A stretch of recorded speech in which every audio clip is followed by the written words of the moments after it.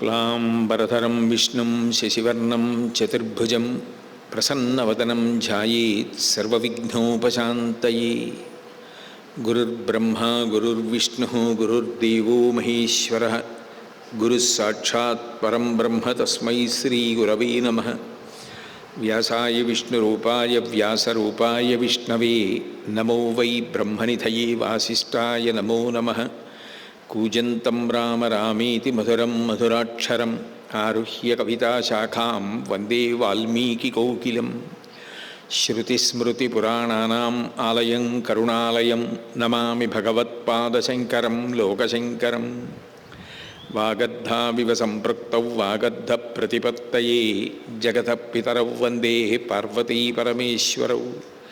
सूक्तिं समग्रयतुनः स्वयमेव लक्ष्मीः श्रीरङ्गराजमहिषी मधुरैकटाक्षैः वैदग्ध्यवर्णगुणकुम्भनगौरवैर्यां कण्डूलकर्णकुहराः कवयोधयन्ति। हैमोर्ध्वपुण्ड्रमजहन्मकुटं सुनासं मन्दस्मितं मकरकुण्डलचारुगण्डं बिम्बाधरं बहुलदीर्घकृपाकटाक्षं श्रीवेङ्कटेशमुखमात्मनि सन्निधत्ताम्। विमलपटी कमलकुटी पुस्तकरुद्राक्षसस्तहस्तपुटी कामाक्षी पक्ष्मलक्षी कलितविपञ्ची विभासि वैरिञ्ची। मनोजवं मरुततुल्यवेगं जितेन्द्रियं बुद्धिमतां वरिष्ठं वातात्मजं वनरयूथमुख्यं श्रीरामदूतं शिरसा नमामि। आपदामपहर्तारं दातारं सर्वसम्पदां लोकाभिरामं श्रीरामं भूयो भूयो नमाम्यहम्। हरि ओम। परमेश्वर स्वरूपैన సభకి నమస్కారం.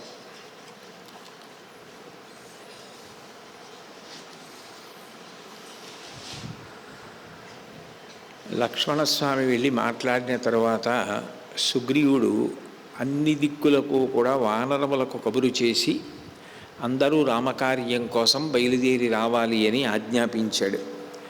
తదనంతరం హనుమతో మాట్లాడుతూ ప్రీషితాః ప్రథమం ఏ చ మయా జ్ఞాతా మహాజవాః తరణార్థం తు భూయస్త్వం సంప్రేషయ హరీశ్వరాన్.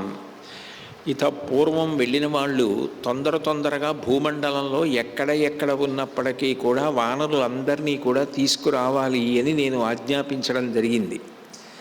ఇప్పుడు ఆ వెళ్ళిన వాళ్ళు ఒకవేళ త్వరగా వెళ్ళి అట్లా సమీకరించడంలో ఎక్కడైనా కొద్దిగా ఆలస్యం ఉంటే దాన్ని తొలగించడానికి కొంతమంది మళ్ళీ వెళ్ళి ఆ వెళ్ళిన వాళ్ళని మళ్ళీ జ్ఞాపకం చేసి కార్యక్రమం యొక్క ఒత్తిడిని దాని ప్రాధాన్యతని అందులో కాలం పాటించవలసినటువంటి అవసరాన్ని గుర్తు చేసి అందరినీ కూడా తీసుకురండి అని మళ్ళీ పరాకు చెప్పి పంపించాడు. అహోభిర్దశభిర్యే చ నా గచ్చంతి మమాజ్ఞయా హంతవ్యాస్తే దురాత్మానో రాజశాసన దూషకాః. ఇప్పుడు ఇక్కడ నుంచి నేను మళ్ళీ ఒక్క 10 రోజుల సమయం ఇస్తున్నాను. ఈ 10 రోజుల లోపల ఎవరు రాజశాసనాన్ని ధిక్కరిస్తున్నారో ఎవరు రావట్లేదో రామకార్యానికి వాళ్ళందరినీ కూడా సంహరిస్తానని ప్రకటించండి అని చెప్పాడు. శతాన్యాధ సహస్రాణి కోట్యశ్చ మమ శాసనాత్ ప్రయాంతు కపిసింహానాం నిదేశే మమయే స్థితాః. వందల కొలది వేల కొలది కోట్లు వానరములు అన్ని వైపుల నుంచి బయలుదేరి రావాలి. ఈ విషయంలో ఎక్కడా కూడా కాల విలంబనం జరగడానికి వీలు లేదు అని ఆయన ఆజ్ఞాపించాడు. శ్రీరామాయణంలో విచిత్రమైన విషయం ఏమిటంటే రాముడు నలుగురికి చిరంజీవిత్వం ఇచ్చాడు రామావతారంలో. ఆ నలుగురు వానరులు. రామావతారంలో రామకార్యం సాధించడానికి పూనుకుని బలిదానం చేయడానికి అంటే అవసరమైతే తమ శరీరములను విడిచిపెట్టడానికి సిద్ధపడి అంత ఉత్సాహంగా పరిగెత్తుకొచ్చిన వాళ్ళు ఎవరు అంటే వానరులు. అంత సంతోషంగా ఎక్కడా కూడా ఏదో ఈ గొడవ మనకెందుకు వచ్చింది, ఎక్కడ నరుడు, ఎక్కడ అయోధ్య, ఎక్కడ ఆయన తండ్రి గారి శాసనం, ఆయన భార్యని రావణుడు ఎత్తుకుపోవడం ఏమిటి, మనకి ప్రారంధం ఇలా చుట్టుకోవడం ఏమిటి, రావణాసురుడి మీదకి యుద్ధానికి వెళ్ళవలసిన పరిస్థితి మనకి కలగడం ఏమిటి, దీనివల్ల ఎటువంటి ఉపద్రవం జరుగుతుందో అన్న అనుమానం కించిత్ లేకుండా రామకార్యంలో పాల్గొనడం అంత అదృష్టం అన్నంత ఉత్సాహంతో బయలుదేరి కోటానుకోట్ల మంది వచ్చిన వాళ్ళు వానరులు. ప్రధానంగా దీనివల్ల ఉపకారం జరుగుతున్నది దేవతలకి, తదనంతరం లోకములన్నింటికి. ప్రత్యేకించి మనిషి యొక్క గౌరవం నిలబడింది రామావతారం వల్ల. ఇందులో మనుష్యులుగా అంటే వేరు తర్పణ ఉంది ఋషికి. ఋషి మనుష్యుడిలాగే పుట్టినప్పటికీ, మనుష్యుడిలాగే భార్యని స్వీకరించి గృహస్థాశ్రమంలో ఉన్నప్పటికీ ఋషికి తర్పణ చేస్తాం. అందుకే సంధ్యావందనాది కార్యక్రమాలు చేసేటప్పుడు వేదవ్యాసుడి దగ్గర మొదలుపెట్టి ఋషి పరంపరకి తర్పణ చేస్తున్నాము అని తర్పణ చేసే సంప్రదాయం. ఋషికి తర్పణ ఉంది. అందుకని ఋషి మనిషి అయినప్పటికీ ఒక ప్రత్యేకమైన ప్రతిపత్తిని పొందుతాడు. అటువంటి ఋషులు రామాయణ కాలంలో రాముడికి చాలా సహకారం చేశారు. వానరులు దేవతలందరూ ఆయా అంశాలలో వచ్చి రాముడికి తోడ్పడడం రామాయణంలో గమనించదగ్గ విషయం. అందులో వాళ్ళు ఎక్కడా కూడా కించిత్ నిరుత్సాహం లేకుండా అంత సంతోషంగా రావడం, అంత ఆనందంగా వచ్చి కార్యక్రమంలో పాల్గొనడం చాలా గొప్ప విశేషం. తే గతిజ్ఞా గతిం గత్వా పృథివ్యాం సర్వవానరాః ఆనయంతు హరీన్ సర్వాన్ త్వరితాః శాసనాన్ మమ. వానరుల యొక్క నివాస స్థానములు ఈ భూమండలంలో ఏ ఏ రాజ్యముల యందు ఎక్కడెక్కడ ఉన్నాయో అక్కడక్కడికి మన వాళ్ళందరూ కూడా దూతలు వెళ్ళాలి.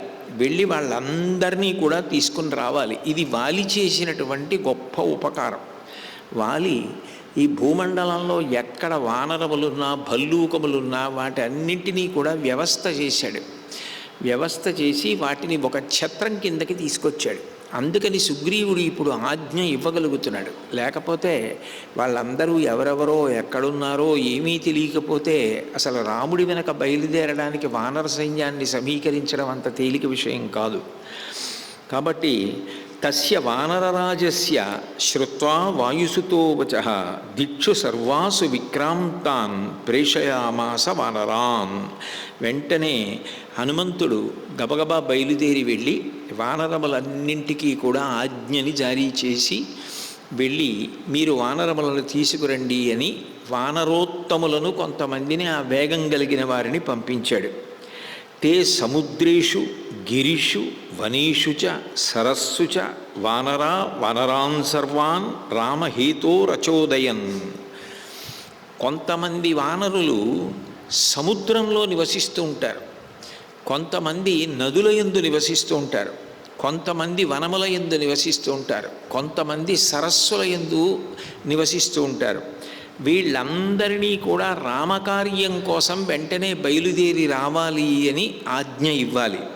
అందరూ రావాలి అంటే అందరూ కూడా భూమండలంలో ఉన్న వానరులందరూ బయలుదేరి వచ్చేశారు.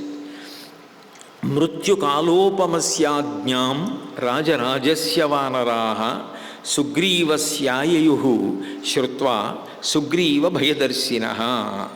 సుగ్రీవాజ్ఞ అంటే అంత భయం. రాజశాసనంలో ప్రేమ ఉండాలి, భయము ఉండాలి. ఆ శాసనాన్ని ఉల్లంఘిస్తే విపరీత పరిణామములు ఏర్పడతాయి. కాబట్టి ఆయన ఆజ్ఞని మనం గౌరవించాలి, ఔదలదాల్చాలి. లేకపోతే వచ్చే తీవ్ర పరిణామములను మనం తట్టుకోలేమన్న భయం పాలితులకు ఉండాలి. ఆ భయాన్ని ఉంచగలిగాడు సుగ్రీవుడు. అందుకని వెంటనే అందరూ రాజు యొక్క శాసనానికి, ఆయన వేసే శిక్షకి భయపడి బయలుదేరి వచ్చేశారు.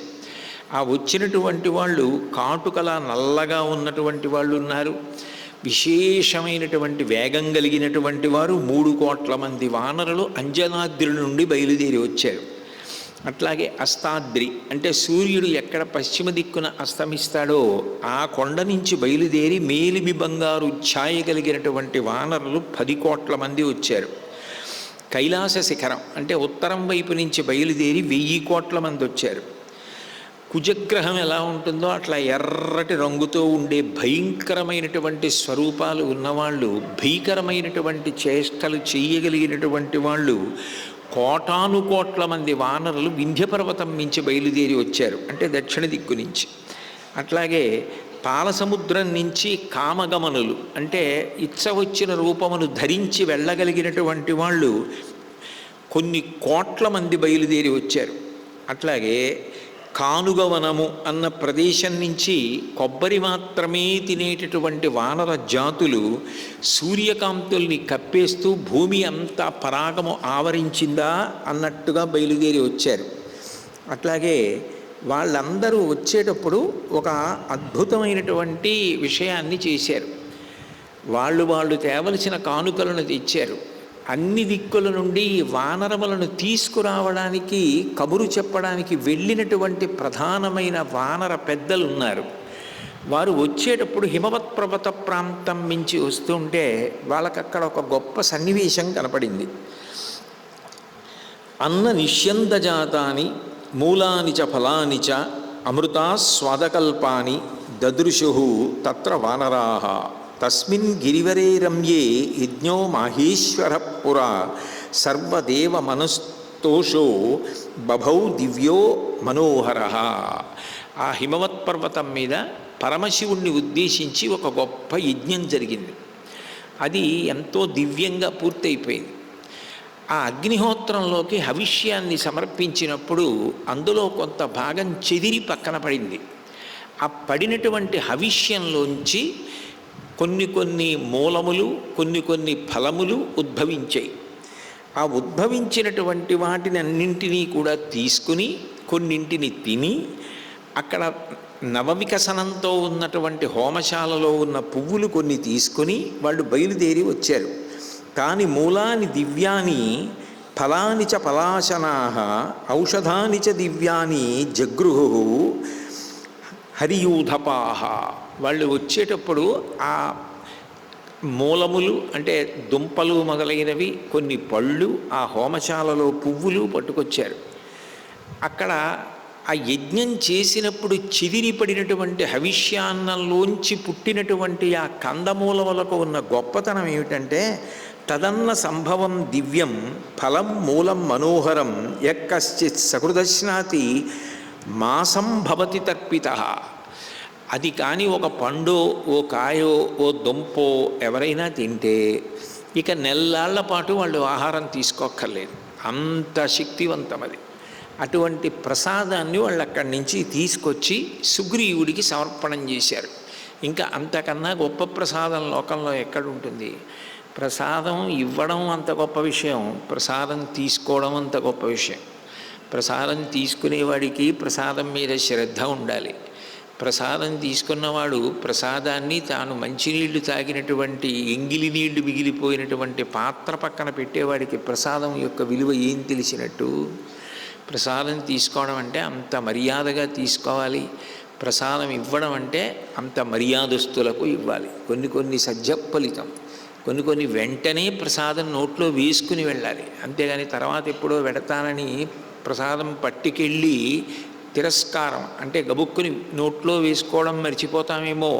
ఇంత పవిత్ర కార్యం చేసి ఉన్నాం కాబట్టి ఇప్పుడే ఈ క్షణంలోనే ఆ ప్రసాదాన్ని స్వీకరిస్తున్నాను అని స్వీకరించాలి. కనీసం కళ్ళకద్దుకొని తల మీద పెట్టుకోవాలి. పెట్టుకుంటే ప్రసాద స్వీకారం చేసినట్టు. అందుకని సుగ్రీవుడు దానికి అర్హుడు. అటువంటి ఆ యజ్ఞ ఫలాన్ని, ఆ యజ్ఞంలో ఉన్నటువంటి శేషంలోంచి పుట్టిన పదార్థాలని ప్రసాదంగా సుగ్రీవుడికి పట్టుకెళ్ళి ఇచ్చారు. అవన్నీ తీసుకున్నాడు.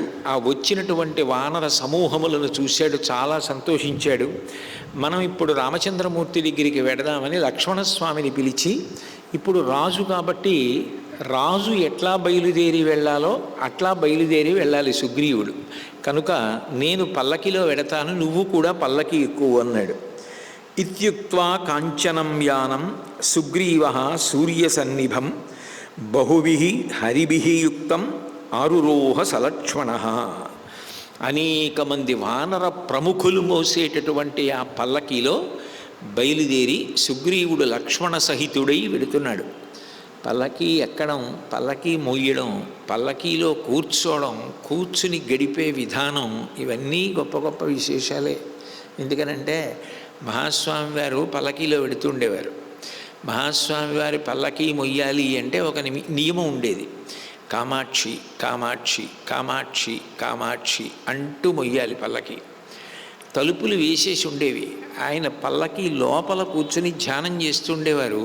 ఆయన పల్లకి మోసి తీసుకెడుతుంటే ఆయన అకస్మాత్తుగా తలుపు తీసి పల్లకి ఆపమన్నారు. వెనక మోసేవాళ్ళు కనపడరు కదా, ముందు మోసేవాళ్ళు కనపడతారు. అందుకని ఆయన ఇటు తిరిగి కూర్చున్నారు. పల్లకి వెడుతుంటే ఆ పల్లకి మోస్తున్న ఆయన్ని పల్లకి ఆపమన్నారు. పల్లకి ఆపారు. వెనక ఒక సుప్రసిద్ధ విద్వాంసుడు నా మీద భక్తితో పల్లకి మోస్తున్నాడు. సరస్వతీ కటాక్షం ఉన్న వ్యక్తి ఇట్లా పల్లకి మోయడం మర్యాద కాదు, అందుకని ఆయన్ని యువతలకు వచ్చేయమంటున్నానని చెప్పు అని ఆయన్ని పల్లకి వదిలి యువతలకి రమ్మన్నారు. అంటే ఆయన పల్లకీలో కూర్చుని కూడా పల్లకీని ఎవరు మోస్తున్నారన్న విషయాన్ని కూడా గమనించేవారు. పల్లకి తలుపులు వేసి ఉండగా పల్లకి వెడుతుంటే ఎవరైనా మహాభక్తులైనటువంటి వారి ఇంటి ముందు నుంచి వీధిలోంచి పల్లకి వెడుతుంటే ఆపమని ఆయన, ఇక్కడ చాలా ప్రసిద్ధుడైనటువంటి వ్యక్తి పుట్టిన ఇల్లుంది, మనం కాలినడకన వెడదామని వెళ్ళేవారు. ఒకసారి మహారాష్ట్రలో శివాజీ పుట్టినటువంటి ఇంటి వీధిలోకి పల్లకి ప్రవేశించగానే ఆపి నడిచి వెళ్ళారు. ఇది శివాజీ పుట్టిన ఇల్లు అని లోపలికి వెళ్ళారు. అవన్నీ ఆయనకి ఎలా తెలుస్తాయంటే అది ఆయన తపశ్శక్తి. ఈ దేశంలో మహానుభావుల యొక్క తపశ్శక్తి అంత గొప్పది. కాబట్టి ఆ పల్లకీలో వెడుతున్నాడు సుగ్రీవుడు. వెడుతూ పాండురేణాతపత్రేణ ధియమానేన మూర్ధని శుక్లైశ్చ వాలవ్యజనై ధూయమానై సమంతతః. ఒక తెల్లటి గొడుగు ఛత్రం పట్టారు ఆయనకి. అట్లాగే తెల్లటి చామరాలు అన్ని దిక్కుల నుంచి కూడా ఆయనకి వేస్తున్నారు. వేస్తూ తీసుకెడుతున్నారు. శంఖభేరీ నినాదైశ్చ వందిభిశ్చాభినందితః నిర్యయౌ ప్రాప్య సుగ్రీవో రాజ్యశ్రియమనుత్తమాం. వంది అంటే స్తోత్రపాఠం చేస్తారు రాజుని. మీరు ఇంతకుముందు ఇన్ని విషయాలు సాధించారు అని చెప్పి రాజును ఉద్దేశించి మాట్లాడుతూ కీర్తన చేస్తారు. ఎందుకు అంటే వంది మాగధి ఇద్దరు ఉంటారు. మాగధి రాజు యొక్క వంశాన్ని కీర్తిస్తాడు. మీ వంశంలో ఇంతటి మహాపురుషులు పుట్టారు, ఇంతటి త్యాగమూర్తులు పుట్టారు అని చెప్తాడు. అంటే ఇంతటి మహాపురుషులు పుట్టిన మా వంశం నా వల్ల కళంకితం కాకూడదు, నేను తప్పు చెయ్యకూడదు, వాళ్ళకి అపకీర్తి తేకూడదని రాజు గమనించుకుంటాడు. రాజు చేసిన సాధితములను వంది వర్ణిస్తాడు స్తోత్రం చేసి. పూర్వం ఇన్ని విషయాలు సాధించి కీర్తి పొందినవాణ్ణి ఇప్పుడు నేను తప్పు నిర్ణయం తీసుకుని అపకీర్తి పాలు కాకూడదు. ఇప్పుడు కూడా అంతే పూనికతో నా కీర్తి అజరామరమై అట్లాగే ఉండేటట్టుగా నేను నిష్పక్షపాతంగా పరిపాలన చెయ్యాలని రాజు తనని తాను హెచ్చరిక చేసుకోవడానికి వంది మాగధి సాధనములు. అందుకుని వాళ్ళు స్తుతి పాఠకులు ఉంటారు తప్ప అదే పనిగా ఏదో పొగడ్డం కోసం అని చెప్పి వంది మాగధి ఉంటారు రాజు దగ్గర అని అనుకోకూడదు. రాజుకి అట్లా చెప్పడం కష్టం కాబట్టి వీళ్ళిద్దరూ ఆ సందర్భాన్ని బట్టి రాజు తప్పటడుగు వెయ్యకుండా ఎప్పుడు ఏ కీర్తన చేస్తే, ఎట్లా స్తోత్రం చేస్తే రాజు బుద్ధికి ప్రచోదనం అవుతుందో అట్లా కీర్తన చేస్తారు. అంటే రాజు వంశచరిత్ర, రాజు సాధితములు ఇవన్నీ అంత అందంగా సమయోచితంగా చెప్పగలిగినటువంటి ప్రజ్ఞాశాలురై ఉండాలి వాళ్ళు. అందుకని శంఖభేరీ నినాదైశ్చ, శంఖములు పూరిస్తున్నారు, భేరీలు మోగిస్తున్నారు, వంది స్తోత్రపాఠం చేస్తున్నాడు. సుగ్రీవుడు బయలుదేరి లక్ష్మణుడితో కలిసి రాముడి దగ్గరికి వెళ్ళాడు. వెళ్ళి వెడుతూనే అంత దూరంలోనే పల్లకీ దిగి రాముడి దగ్గరికి వెళ్ళి ఆసాద్యచతతో రామం కృతాంజలిపుటోభవత్ కృతాంజలౌ స్థితే తస్మిన్ వానరాశ్చాభవం తథా. సుగ్రీవుడు వెళ్ళి చేసినది ఏమిటి అంటే రామచంద్రమూర్తి దగ్గర అంజలి పట్టి నిశ్శబ్దంగా మౌనంగా కొద్దిగా వంగి నమస్కారం చేస్తూ నిలబడ్డాడు. మహారాజంతటి వాడే పల్లకి దిగి కాలినడకన వెళ్ళి రాముడు ఉన్న చోట అంజలి ఘటించి మౌనంగా అట్లా నిలబడడం చూసి ఆయన పరివారము సైన్యము అంతా కూడా నిశ్శబ్దంగా అంజలి ఘటించి నిలబడింది. యథా రాజా తథా ప్రజ. దేశాన్ని పరిపాలించేటటువంటి రాజు ఎట్లా ప్రవర్తిస్తూ ఉంటాడు అన్న దానిని బట్టి మిగిలిన వాళ్ళ యొక్క ప్రవర్తన ఆధారపడి ఉంటుంది. కాబట్టి సుగ్రీవుడు అంత మర్యాదతో ప్రవర్తించాడు. రాముడు చూశాడు, ఎంతో ఆనందించాడు. ఆ సుగ్రీవుడితో వచ్చినటువంటి సైన్యం అంతా కూడా అంజలి ఘటించి నమస్కార ముద్రలో నిలబడితే రాముడు లేచి చూసేటప్పటిక సైన్యం అంతా ఎలా ఉందంటేట, తటాకమివ తద్దృష్ట్వా రామ కుట్మల పంకజం వానరాణాం మహత్ సైన్యం సుగ్రీవే ప్రీతిమానభూత్. ఇంకా వికసించకుండా తామర మొగ్గలతో కూడుకున్నటువంటి కొలను ఉంటే ఎలా ఉంటుందో అట్లా అందరి చేతులు ఇట్లా కలిపి పట్టుకున్నారేమో, తామర మొగ్గలతో కూడుకున్న పెద్ద సరోవరం ఎలా ఉంటుందో సుగ్రీవుడి సైన్యం అలా ఉంది. రాముడు సుగ్రీవుడి వంక ప్రేమతో చూసేసరికి అప్పుడు 2-3 అడుగులు ముందుకు వేసి వెళ్ళి రాముని యొక్క పాదముల మీద శిరస్సు ఉంచి నమస్కారం చేశాడు. పాదయోః పతితం మూర్ధన తముత్థాప్య హరీశ్వరం ప్రేమ్నా చ బహుమానాచ్చ రాఘవ పరిషస్వజే. అలా తన పాదముల మీద తలపెట్టి పడిపోయినటువంటి సుగ్రీవుణ్ణి చూశాడు. పాదయోః పతితం మూర్ధన తముత్థాప్య హరీశ్వరం. రాముడు వంగి పైకెత్తాడు. నమస్కారానికి ఉన్నటువంటి గొప్పతనంలో అదొకటి. అంటే ఎప్పుడు పడితే అప్పుడు ఎట్లా పడితే అట్లా నమస్కారం చెయ్యకూడదు అని శాస్త్రం.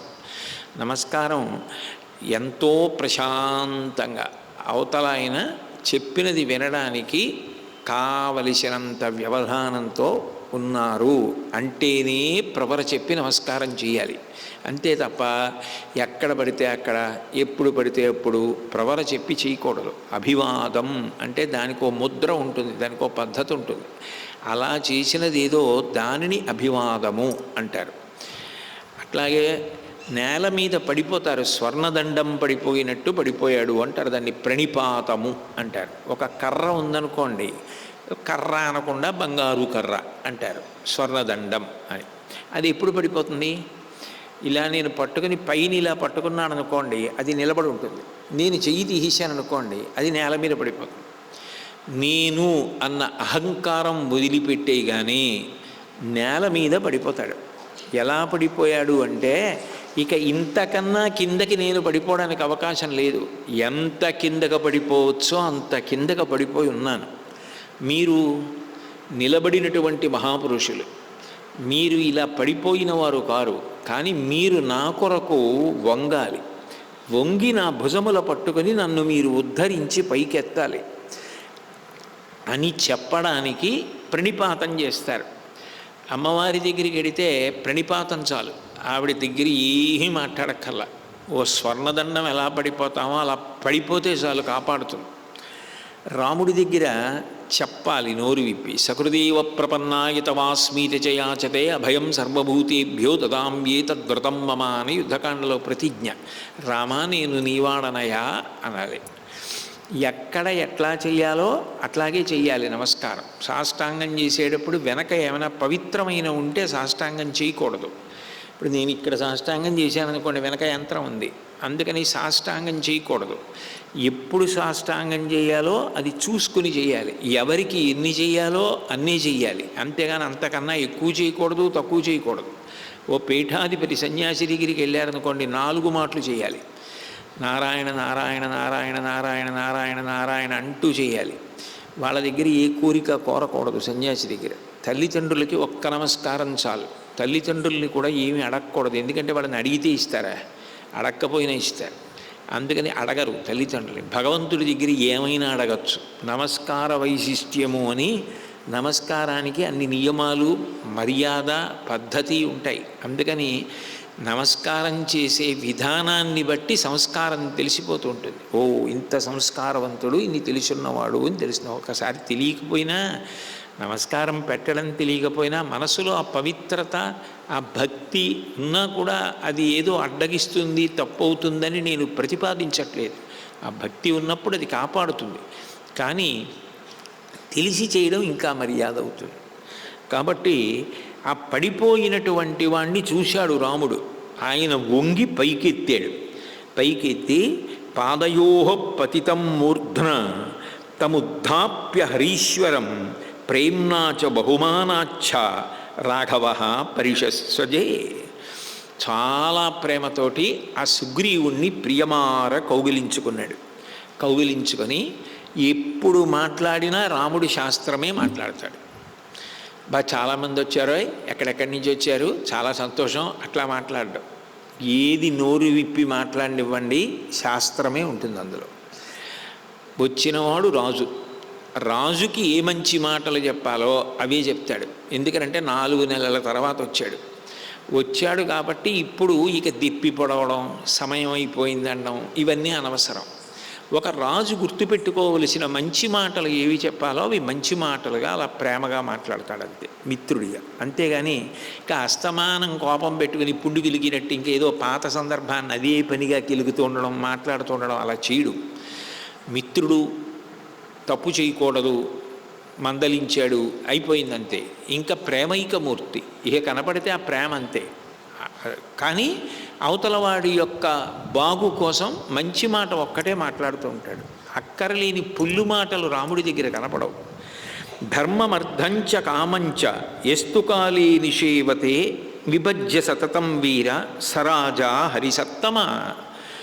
రాజు కాలమును విభాగం చేసుకోవాలి. సుగ్రీవ, ఎప్పుడు ధర్మానుష్ఠానం చేయాలి అంటే దానికి సమయంతో సందర్భం లేదు. ధర్మం ఎప్పుడూ అనుష్ఠించాలి. అర్థమును ఎప్పుడు సంపాదించాలి ధర్మబద్ధంగా, దానికి ఒక కాలం ఉంటుంది, అప్పుడే సంపాదించాలి పగటివేళ. కామము ధర్మబద్ధంగా ఎప్పుడు అనుభవించాలి, దానికి ఒక కాలం ఉంటుంది, రాత్రివేళ. ఎప్పుడెప్పుడు ఏది అనుభవించాలో అప్పుడప్పుడు అనుభవించాలి తప్ప కాలమును దుర్వినియోగం చేయకూడదు. ధర్మమునకు అర్ధకామములు విడిపోకూడదు. అట్లా విడిపోయాయనుకో, కేవలము కామమునకు మాత్రమే పెద్దపీట వేసేసాడనుకో, దానికి ఒక పెద్ద ఇబ్బందికరమైన లక్షణం ఉంది. అది అప్పటికి ఎంత సంతోషంగానో ఉంటుంది. కానీ అది ఎట్లాంటిది అంటే, అప్పటికి జరుగుతున్న కాలంలో వర్తమానం ఆనందంగా ఉన్నప్పటికీ అది అత్యంత ప్రమాదాన్ని తీసుకొచ్చేస్తుంది. హిత్వా ధర్మం తదార్థంచ కామం యస్తు నిషేవతే స వృక్షాగ్రే యథా సుప్త పతిత ప్రతిబుధ్యతే. ఒక వ్యక్తి కేవలము కామమును మాత్రమే పట్టుకొని ధర్మమును వదిలిపెట్టేశాడు. ఆయనకి అప్పటికి అది బాగున్నట్టు ఉంటుంది. ఆ కోరికలతో వెంపర్లాడడం, కోరికల కోసం తిరుగుతూ ఉండడం, తీరే కోరికలు తీరుతూ ఉండడం, తీరగని కోరికల కోసం ఏడుస్తూ ఉండడం, ఇదంతా బాగున్నట్టు ఉంటుంది. కానీ ఒక చెట్టు కొమ్మ మీద ఒక వ్యక్తి గాఢ నిద్రపోతే ఆయన భద్రంగా ఉన్నాడు అని చెప్పడం సాధ్యమేనా? నిద్ర అనేది ఎప్పుడూ సుఖమే. నిద్రాకాలిక సుఖము అంటారు. గాఢ నిద్రపోయినవాడు నిద్ర లేచిన తర్వాత దగ్గరికి వెళ్ళి ఏమయ్యా నిద్ర బాగా పట్టిందా అంటే బాగా నిద్రపోయానండి అంటాడు. ఎంత హాయిగా ఉందోనండి, మంచి నిద్ర పట్టిందండి అంటాడు. అంతేగాని నిద్ర చాలా బాధాకరంగా ఉందండి అని ఎవరు అనరు లోకంలో. నిద్ర సుఖం. అలాగని చెట్టు కొమ్మ మీద నిద్రపోతుంటే ఎంతసేపు క్షేమంగా ఉంటాడంటే ఏం చెప్తాం? ఏ క్షణంలోనైనా కొమ్మ మించి కింద పడిపోవచ్చు. కేవలము కామమును పట్టుకుని ధర్మమును విడిచిపెట్టేసిన వాడు చెట్టు కొమ్మ మీద నిద్రపోయిన వాడితో సమానం సుగ్రీవ. అప్పటికది బాగుంటుంది, కానీ పడిపోయిన తరువాత దాని ప్రమాదం ఏమిటో తెలిసి వస్తుంది. అందుకని ధర్మమునకు పెద్దపీట వెయ్యాలి. అర్ధకామములు కూడా చాలా చాలా ప్రధానం. లేకపోతే అసలు పరమేశ్వరుడు ఎందుకు సృష్టిస్తాడు? కామమన్నది లేనే లేదనుకోండి, మనిషి జీవితానికి అర్థమే లేదు. కామం అంటే అన్ని వేళలా స్త్రీ పురుష సంబంధమైనటువంటి కామం గురించి ఆలోచించకండి. నాకు అసలు ఈ ప్రవచనం చేయాలన్న కోరికే లేదనుకోండి, అసలు ఈ ప్రవచనానికి నేను ఎందుకు వస్తాను? ఈ ప్రవచనం ఏమిటో వినాలని మీకు కోరిక లేదనుకోండి, మీరు ఎందుకు వస్తారు? రామాయణం అందించాలి అన్న కోరిక లేదనుకోండి, అసలు గ్రంథాలు ఎందుకు ముద్రణవుతాయి? కోరిక ఉండాలి. కోరిక లేకుండా మనిషి వృద్ధిలోకి రాడు. ఉండవలసిన కోరిక ఉండాలి. అది ధర్మము చేత ముడిపడి ఉన్నంతసేపు అది పెట్టే ఇబ్బంది ఏమీ ఉండదు. ధర్మం నుంచి కామము విడిపోయినప్పుడే ప్రమాదం ఏర్పడుతుంది. కాబట్టి నువ్వు ఈ విషయాన్ని బాగా పట్టుకుంటున్నావా అని అడిగి, ఇప్పుడు సీతాన్వేషణకు పూనుకొనవలసిన సమయము ఆసన్నమైంది కదా, నీ మంత్రులతో దాని గురించి చర్చించావా అని అడిగాడు. ఎంత మర్యాదగా మాట్లాడతాడు. అంతేగాని లక్ష్మణుడు వచ్చావన్నమాట అండం, ఈ అదే పనిగా ఎత్తి పుడుపులు అలా ఉండదు. రాముడు మాట్లాడే విధానం, రాముడి జీవన ప్రస్థానాన్ని పరిశీలిస్తే ఇంత అందంగా ఉండాలన్నమాట మనిషి. అవతల వాళ్ళ కష్టాన్ని తెలుసుకుని ప్రవర్తించడం అన్నిటికన్నా గొప్ప విషయం. అంతేగాని ఎప్పుడు మనం అనుకున్నట్టే జరగాలి కాదు. అవతల వాళ్ళ కష్టం సహేతుకమైతే మనం సర్దుకోగలగడం జీవితంలో పెద్దరికం. అంతకన్నా పెద్ద మనిషితనం అంటే ఇంకేం ఉండదు అని అర్థం అవుతుంది. కాబట్టి అప్పుడు సుగ్రీవుడు రాముడితో అన్నాడు, ప్రణష్ట శ్రీశ్చ కీర్తిశ్చ కపిరాజ్యంచ శాశ్వతం తత్ప్రసాదాన్ మహాబాహో పునః ప్రాప్తమిదం మయా తవదేవ ప్రసాదాచ్చ భ్రాతుశ్చ జయతాం వర కృతం న ప్రతికుర్యాద్యః పురుషాణం సదోషకః. అసలు నా జన్మలో కలలో కూడా మళ్ళీ నేను రాజ్యాన్ని పొందుతాను, నా భార్యని రువని పొందుతానని నేను అనుకోలేదు. అటువంటిది నాకు శాశ్వతంగా ఈ వానర రాజ్యాన్ని ఇప్పించావు, జయాన్ని ఇప్పించావు, భార్యనిప్పించావు, ఇన్ని సుఖములు సంతోషములు పొందగలుగుతున్నాను. కృతం న ప్రతికుర్యాత్యః పురుషాణం సదూషకః. చేసిన మేలు గుర్తు పెట్టుకుని ప్రత్యుపకారం చెయ్యడానికి సిద్ధపడని వ్యక్తి ఉంటాడే, వాడు అధర్మపరుడు, మానవాధముడు. కాబట్టి ఇప్పుడు నేను ప్రత్యుపకారం చెయ్యడం నా మర్యాద, నేను నిలబెట్టుకోవడం. నిజానికి నేను నీకు ప్రత్యుపకారము చెయ్యగలిగిన వాడనా రామా అని చెప్పి రాముడితో కొన్ని మాటలు చెప్పాడు. వానరములన్నీ కూడా అన్ని వైపుల నుంచి బయలుదేరి వచ్చాయి. ఎన్ని వానరములు వచ్చాయి అంటే 100,000 అయితే 1,00,000, 100,00,000 1,00,00,000, 1,00,00,000 కోట్లు ఒక శంకువు, 1000 శంకువులు ఒక అర్బుదం, 10 అర్బుదములు ఒక మధ్యము, 10 మధ్యములు ఒక అంత్యము, 20 అంచెములు ఒక సముద్రము, 30 సముద్రాలు ఒక పరార్థము. ఇటువంటివి కొన్ని వేల పరార్థముల వానరములు బయలుదేరి వచ్చాయి. అంటే ఇన్ని కోట్లని చెప్పడం సాధ్యం కాదు. కోటాను కోట్ల వానరములన్నీ బయలుదేరి వచ్చాయి. ఇప్పుడు ఇంతమంది బయలుదేరి వచ్చారు, నీ శాసనం కోసం ఎదురు చూస్తున్నారు. నువ్వు ఎట్లా చెప్తే అట్లా మనం చేద్దాం అని చెప్తే ఆ రాముడు ఏతస్మిన్నంతరే చైవ, ఆ సుగ్రీవుడితో రాముడు మాట్లాడుతూ, ఇంతమంది వానరులు రావడం నాకు ఎంతో సంతోషకరమైనటువంటి విషయం. తప్పకుండా ఇప్పుడు మనం సీతమ్మ గురించి ప్రయత్నం చేయవలసిందే. ఈ సైన్యాన్నంతటినీ కూడా మనం సక్రమంగా కాలంలో ఉపయోగించవలసినదే అని రాముడు సుగ్రీవుడితో మాట్లాడుతున్నాడు. ఆ మాట్లాడుతున్న సమయంలో ఏతస్మిన్నంతరే చైవ రజః సమభివర్తత ఉష్ణాం తీవ్రాం సహస్రాంశో ఛాదయత్ గగనే ప్రభాం. ఒక్కసారి ఆ ప్రకాశవంతంగా ఉన్నటువంటి ఆ సూర్యకాంతినంతటినీ కూడా పెద్ద పరాగం వచ్చి కప్పేసిందా, చీకటైపోయిందా, ఎక్కడైనా గాలి రేగి ధూళి వచ్చేసి మట్టి ప్రాంగణం అంతా కూడా పట్టేసిందా అన్నట్టుగా దిశ పర్యాకులాశ్చాసన్ రజసాతేన దూషితా చచాలచ మహీ సర్వా సశైలవన కానన తతో నాగేంద్ర సంకాశై తీక్షణ దంష్ట్రైర్మహాబలై కృత్సునా సంఛాదితా భూమి అసంఖ్యేయై ప్లవంగమై. ఇంకా వానర జాతులకు సంబంధించిన వాళ్ళు కోటాను కోట్ల మంది అనేక దిక్కుల నుంచి బయలుదేరి వచ్చి ఇంకా చేరిపోయారు. కారణం ఏమిటంటే ఇప్పటి వరకు వచ్చిన వాళ్ళు తమంత తాముగా స్వచ్ఛందంగా బయలుదేరి వచ్చేసినటువంటి వాళ్ళు. ఇప్పుడు వచ్చిన వాళ్ళందరూ కూడా వాళ్ళ వాళ్ళ నాయకులతో బయలుదేరి వచ్చారు.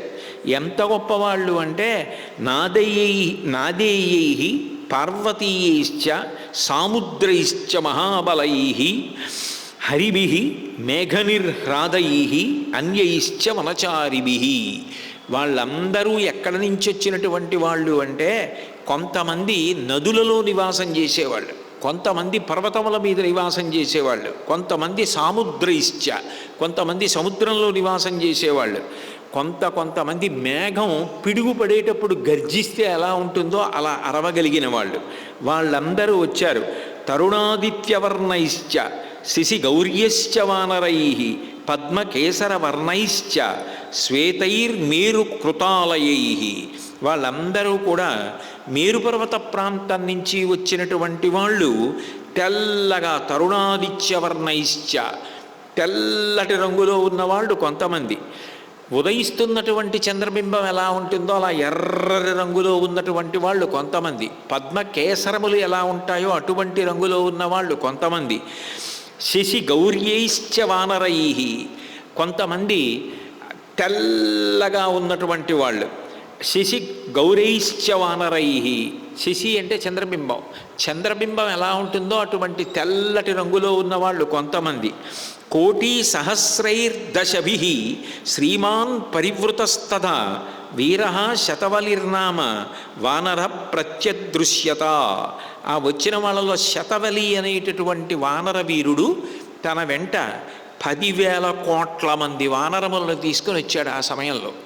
అట్లాగే తత కాంచనశైలాభ తారయా వీర్యవాన్ పిత అనేకైర్దశసాహస్రై కోటిభి ప్రత్యుదృశ్యత.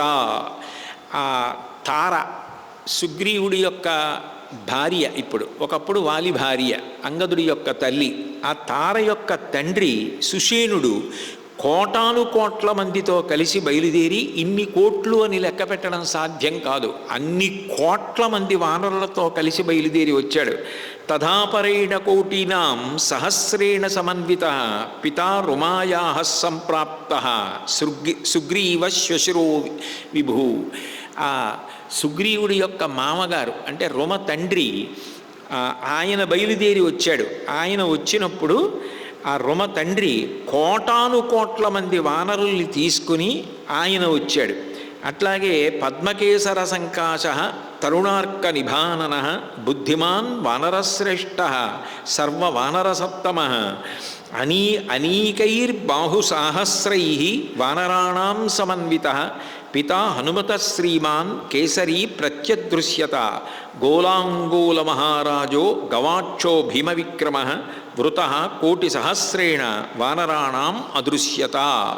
హనుమ యొక్క తండ్రి గారైనటువంటి ఆ కేసరి అనేటటువంటి వానర ప్రముఖుడు వేల కొలది వానరులు, అత్యంత బలమైనటువంటి వానరుల్ని తీసుకుని ఆయన వచ్చాడు. అట్లాగే ఆ గవాక్షుడు అనబడేటటువంటి భీమవిక్రముడైనటువంటి వానర నాయకుడు, ఆయన 1000 కోట్ల మంది వానరుల్ని తీసుకుని ఆయన వచ్చాడు. అట్లాగే వృక్షాణం భీమవేగానాం ధూమ్ర శత్రునిభర్షణ వృత కోటి సహస్రాభ్యాం ద్వాభ్యాం సమభివర్తత. ధూమ్రుడు అనబడేటటువంటి భల్లూక నాయకుడు 2000 కోట్ల భల్లూకములతో వచ్చాడు. అంటే అసలు ఆ వానర సైన్యం ఇంకా రావణుడి దగ్గర ఉండే రాక్షస సైన్యం కన్నా కూడా పెద్ద సైన్యం. అంతమంది భల్లూకములు వచ్చారు. ఇంతమంది వస్తే పనసుడు అనబడే వానరయోధుడు మహాపర్వత సన్నిభులు భయంకరాకారులైన 3 కోట్ల మంది వానరులతో కలిసి వచ్చాట. గవయుడు 5 కోట్ల మంది వానరులతో వచ్చాడు. దరీముఖశ్చ బలవాన్ యూధపోభ్యాయయౌ తదా వృత కోటి సహస్రేణ సుగ్రీవం సముపస్థిత. దరీముఖుడు అనబడే వానరనాయకుడు 1000 కోట్ల మంది వానరులతో కలిసి వచ్చాడు.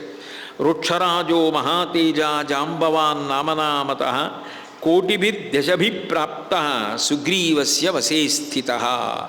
బ్రహ్మగారి అంశలో వచ్చినవాడు, వానరులలో చాలా పెద్దవాడు, సుగ్రీవుడికి అత్యంత సన్నిహితుడు, జాంబవంతుడు 10 కోట్ల మంది భల్లూక యోధులతో కలిసి వచ్చాడు. అట్లాగే ఆ వచ్చిన వాళ్ళల్లో రుమణ్వంతుడు అన్న వానర ప్రముఖుడు 100 కోట్ల మంది అనుచరులతో వచ్చాడు. గంధమాదనుడు కోటాను కోట్ల మంది వానరులతో వచ్చాడు. ఆయన తీసుకొచ్చినటువంటి వానరుల్ని చెప్పడం అంత తేలిక కాదు. అట్లాగే అంగదుడు తీసుకొచ్చిన వానరములను కోట్ల సంఖ్యలో చెప్పలేంట. ఆయన తీసుకొచ్చిన వాళ్ళు 1000 పద్మములు 100 శంకువుల సంఖ్యలో అంగదుడు తీసుకొచ్చాడు వానరుల్ని. అంటే అసలు ఎంత వానర సైన్యమో, వీళ్ళందరూ ఎక్కడుండాలో, వీళ్ళని ఉద్దేశించి మాట్లాడాలంటే ఎన్ని మైకులు పెట్టాలో, ఎన్ని స్పీకర్లు ఉండాలో. కాబట్టి తారుడు అన్న వానర ప్రముఖుడు 5 కోట్ల మంది వానరుల్ని తీసుకొచ్చాడు. ఇంద్రజానువు 11 కోట్ల మంది వానరుల్ని, దుర్ముఖుడు 2 కోట్ల మంది వానరుల్ని, నలుడు కేవలం వృక్షముల మీద నివసించేటటువంటి కోట్ల కొలది వానరుల్ని, దదిముఖుడు 10 కోట్ల మంది వానరుల్ని, శరభుడు, కుముదుడు, వహ్ని, రంభుడు, ఇంకా ఎక్కువ మంది వానర నాయకులు కోటాను కోట్ల వానరుల్ని అసంఖ్యాకంగా వెంట పట్టుకుని వచ్చారు. వాళ్ళందరూ కూడా వచ్చేయడంలో ఒక్కసారి చీకటైపోయినట్టు అయిపోయి ధూళంతా రేగిపోయింది. ఆ వచ్చిన వాళ్ళందరూ సుగ్రీవుణ్ణి చూశారు. నిజానికి వాళ్ళకి ఎక్కడో మనసులో చిన్న భయం ఉండాలి. భార్యల్ని వదిలేసి వచ్చాం, పిల్లల్ని వదిలేసి వచ్చాం, రాజ్యాలు వదిలేసి వచ్చాం, వెడుతున్నది యుద్ధానికి, అందున రావణాసురుడితో యుద్ధం, అక్కడ కుంభకర్ణుడు ఉన్నాడు, ఇంద్రజిత్తు ఉన్నాడు, ఏమవుతామో, ఎంతమంది తిరిగి వస్తామో అన్న భయం ఉండాలి. కానీ రామకార్యంలో వెడుతున్నాం, సుగ్రీవుడితో వెడుతున్నాం, మనకి ఇంకింతకన్నా ఏం కావాలి అన్న సంతోషంతో వెడుతున్నారు వాళ్ళు. అందుకే విచిత్రం ఏమిటంటే, రామకార్యంలో సంతోషంతో పాల్గొన్న వాడికి రాముడు ఇచ్చేది ఎంత గొప్ప వరం అన్నది చెప్పడం ఎవరికీ సాధ్యం కాదు. వాడు ఊహించనివన్నీ రాముడు ఇస్తాడు. అందుకే వెళ్ళిన వానరుల్లో ఒకడు చనిపోయిన వాడు లేడు, అందరూ తిరిగి వచ్చేసారు. కారణం రాముణ్ణి నమ్ముకుని వెళ్ళారు కాబట్టి. రావణుణ్ణి నమ్ముకున్న వాళ్ళలో ఒక్క రాక్షసుడు మిగలలేదు. ఎవరి వెంట వెడుతున్నామన్న దాన్ని బట్టి ఉంటుంది. కాబట్టి ఇంతమంది వచ్చారు. కుర్వాణ బహుశబ్దాంశ్చ ప్రహృష్టా బహుశాలిన ఆగతాశ్చ విశిష్టాశ్చ పృథివ్యాం సర్వవానరాః అప్లవంతః ప్లవంతశ్చ గర్జంతశ్చ ప్లవంగమాః అభ్యవర్తంత సుగ్రీవం సూర్యమభ్రగణా ఇవ కుర్వాణ బహుశబ్దాంశ్చ ప్రహృష్టా బహుశాలినః శిఖరోభిర్వానరేంద్రాయ సుగ్రీవాయన్యవేదయన్. ఆ వచ్చిన వాళ్ళు సుగ్రీవుణ్ణి చూశారు. వాళ్ళకేదో సంతోషంగా రావడం, మాట్లాడడం, వీటన్నింటికన్నా దూకేవాళ్ళు దూకుతున్నారు, గంతులేసేవాళ్ళు గంతులేస్తున్నారు, నృత్యం చేసేవాళ్ళు నృత్యం చేస్తున్నారు, పాటలు పాడేవాళ్ళు పాటలు పాడుతున్నారు. వాళ్ళకి దూరం నుంచి పర్వత శిఖరముల మీదకి ఎక్కి ఇంతమందికి చోటేది దగ్గరికి రావడానికి. అందుకని శిఖరముల మించి సుగ్రీవుణ్ణి చూసి వాళ్ళు ఆనందపడిపోతున్నారు. వీళ్ళందరినీ చూసి సుగ్రీవుడు రాముడి దగ్గరికి వెళ్ళి యథాసుఖం పర్వత నిర్జరీషు వనేషు సర్వేషు చ వానరేంద్రాః నివేశయిత్వా విధివద్బలాని బలం బలజ్ఞ ప్రతిపత్తుమిష్టే. ఒక్కొక్కసారి చూడండి, ఆయన్నొక్కసారి చూస్తే చాలండి అంటారు. అంత సంతోషం పొందుతారు. మహాత్ములైన వ్యక్తులు, అంతమంది హృదయాల్లో స్థానం సంపాదించుకున్న వాళ్ళు ఒక్కసారి కనపడితే చాలు అనుకుంటారు. అప్పుడు ఆయనకి అంతమందికి కనపడడం కష్టం అనుకోండి, ఆయన కూడా అంత ప్రేమ కలిగిన వాడైతే ఏం చేస్తాడు? ఎప్పుడో అప్పుడు ఒకసారి కనపడితే వాళ్ళు సంతోషిస్తారని ఆయన సాహసం చేసి ఒక్కొక్కసారి చెయ్యకూడదు చేసి కూడా కనపడతాడు. అందుకని ఒక్కసారి మీరు వచ్చి చూడండి, వాళ్ళు సంతోషిస్తారు అంటుంటారు. నాకు ఎందుకో ఇవాళ ఎక్కువగా జ్ఞాపకానికి వస్తున్నారు కంచిస్వామి వారు. చంద్రశేఖరేంద్ర సరస్వతి మహాస్వామి వారు దక్షిణ దేశంలో చాతుర్మాస్యం చేస్తున్నారు పల్లెటూరులో. చేస్తుంటే ఆయన చాతుర్మాస్యం చేస్తున్నారని తెలిసి చుట్టుపక్కల ఊళ్ళకి సంబంధించిన వాళ్ళందరూ బళ్ళు కట్టుకుని వచ్చేసారు. కొన్ని వేల మంది వచ్చారు. ఆయన ఎలా చూడాలి ఇంతమందిని? ఎలా సాధ్యమవుతుంది? ఆయన ఆలోచించి నిచ్చెన తీసుకురమ్మని ఓ పెంకుటిల్లు పైకి ఎక్కారు. పైకెక్కి ఆ పెంకుటింటి మీద నించుని చుట్టూ తిరుగుతూ ఆయన చెయ్యి ఊపితే వాళ్ళందరూ మహానందపడిపోయి ఆయన్ని చూసి నమస్కారం పెట్టుకుని వెళ్ళిపోయారు. అంటే ఒక్కొక్కసారి ఒక్కొక్కరు చూస్తే చాలు, వాళ్ళు రామకార్యం మీద వచ్చారు, ఆ రాముడు చూస్తే చాలు వాళ్ళకి పరమానందం. అందుకని సుగ్రీవుడు వచ్చి అడిగాడు, ఇంతమంది ఏర్లలోంచి వచ్చారు, నదులలోంచి వచ్చారు, సముద్రములలోంచి వచ్చారు, పర్వతాల నుంచి వచ్చారు, రామ నువ్వొక్కసారి వచ్చి చూసినట్టయితే వాళ్ళందరూ ఆనందపడిపోతారు. కాబట్టి ఒక్కసారి రమ్మన్నాడు. రాముడు వెళ్ళాడు, చూశాడు. చూసి సంతోషించిన తర్వాత సుగ్రీవుడు రాముడితో అన్నాడు, ఆగతా వినివిష్టాశ్చ బలిన కామరూపిణ వానరా వారణేంద్రాభ ఏ మద్విషయవాసిన. నాకు తెలిసినంతవరకు ఈ భూమండలంలో వానరులు ఎక్కడెక్కడ ఉంటారో అక్కడక్కడ ఉన్న వారందరికీ కబురు చేసి పిలిపించాను రామ. కోటాను కోట్ల వానరములన్నీ వచ్చేసాయి. ఇందులో లంఘించగలిగిన వారు, యుద్ధం చేయగలిగిన వారు, కోరలు కలిగిన వారు, 10 ఏనుగులు, 100 ఏనుగులు, 1000 ఏనుగులు, 10,000 ఏనుగులు బలములు కలిగిన వారు, నేల మీద నీటి మీద తిరగగలిగిన వారు, కామరూపులు, వివిధ స్థానముల యందు ఉండేవారు, పర్వతాల మీద ఉండేవారు, వృక్షాల మీద ఉండేవారు, ద్వంద్వ యుద్ధం చేసేవారు, చీల్చేయగలిగిన వారు, అసలు యుద్ధం అంటే భయపడని వారు, ఇంతమంది వానరులు బయలుదేరి వచ్చారు. కాబట్టి ఇప్పుడు రావణాసురుడి మీద యుద్ధానికి వెళ్ళడానికి మనందరం సిద్ధంగా ఉన్నాం. మీరు ఎట్లా ఆజ్ఞాపిస్తే అట్లా మనం సైన్యాన్ని నడుపుదామన్నాడు. అంటే రాముడు సుగ్రీవుడితో మాట్లాడుతూ అన్నాడు, జ్ఞాయతాం మమ వైదేహి ఇది జీవతివానవా సచ దేశో మహాప్రాజ్ఞ యస్మిన్ వసతి రావణ. అసలు సీతమ్మ ఎక్కడుంది? సీతమ్మ బ్రతికుందా? సీతమ్మ బ్రతికి లేదా? ఇది తెలిస్తే కదా మనం యుద్ధానికి వెళ్ళడం. వానరములన్నీ వచ్చాయి, చాలా సంతోషం. కానీ అసలు ముందు జరగవలసినది సీతాన్వేషణ. 2, ఆమె బ్రతికి ఉంటే త్వరగా వెళ్ళాలి. ఎందుకనంటే ఆమెని దుఃఖము నుంచి ఉపశాంతి కల్పించి తీసుకురావాలి. 2వ పక్షంలో ఇంకొకలా ఉంటుంది, కేవలం ప్రతీకారం చూపించడానికి వెళ్ళాలి. కాబట్టి అసలు సీతమ్మ ఉన్నదా? ఆ తీసుకెళ్ళినటువంటి రావణాసురుడు ఎక్కడ ఉంటాడు? ఆయన బలములు ఏమిటి? ఇవి తెలియాలి. అధిగమ్యతు వైదేహీం నిలయం రావణస్య చ ప్రాప్తకాలం విధాస్యామి తస్మిన్ కాలే సహత్వయా. ఆ రావణాసురుడి యొక్క బలము బలగము ఇవన్నీ తెలిస్తే కదూ బయలుదేరి వెళ్ళడం. కాబట్టి సమయోచితంగా నిర్ణయం చెయ్యాలి అంటే రావణుడు ఉండేటటువంటి నివాస స్థానం తెలియాలి. నాహమస్మిన్ ప్రభు కార్యే వానరేశన లక్ష్మణ తమస్య హేతు కార్యస్య ప్రభుశ్చ ప్లవగేశ్వర. ఈ సీతాన్వేషణం ఆమె ఎక్కడుందన్నది కానీ, రావణాసురుడు ఎక్కడున్నాడన్నది కానీ నేను చెయ్యలేను, లక్ష్మణుడు చెయ్యలేడు. ఇది చెయ్యగలిగిన వాడివి, చేయించగలిగిన వాడివి, సీతమ్మ ఎక్కడ ఉందో రావణాసురుడు ఎక్కడ ఉంటాడో పసిగట్టగలిగిన వాడివి నువ్వొక్కడివి. కాబట్టి ఈ కార్యాన్ని ముందు నువ్వు నిర్వహించాలి.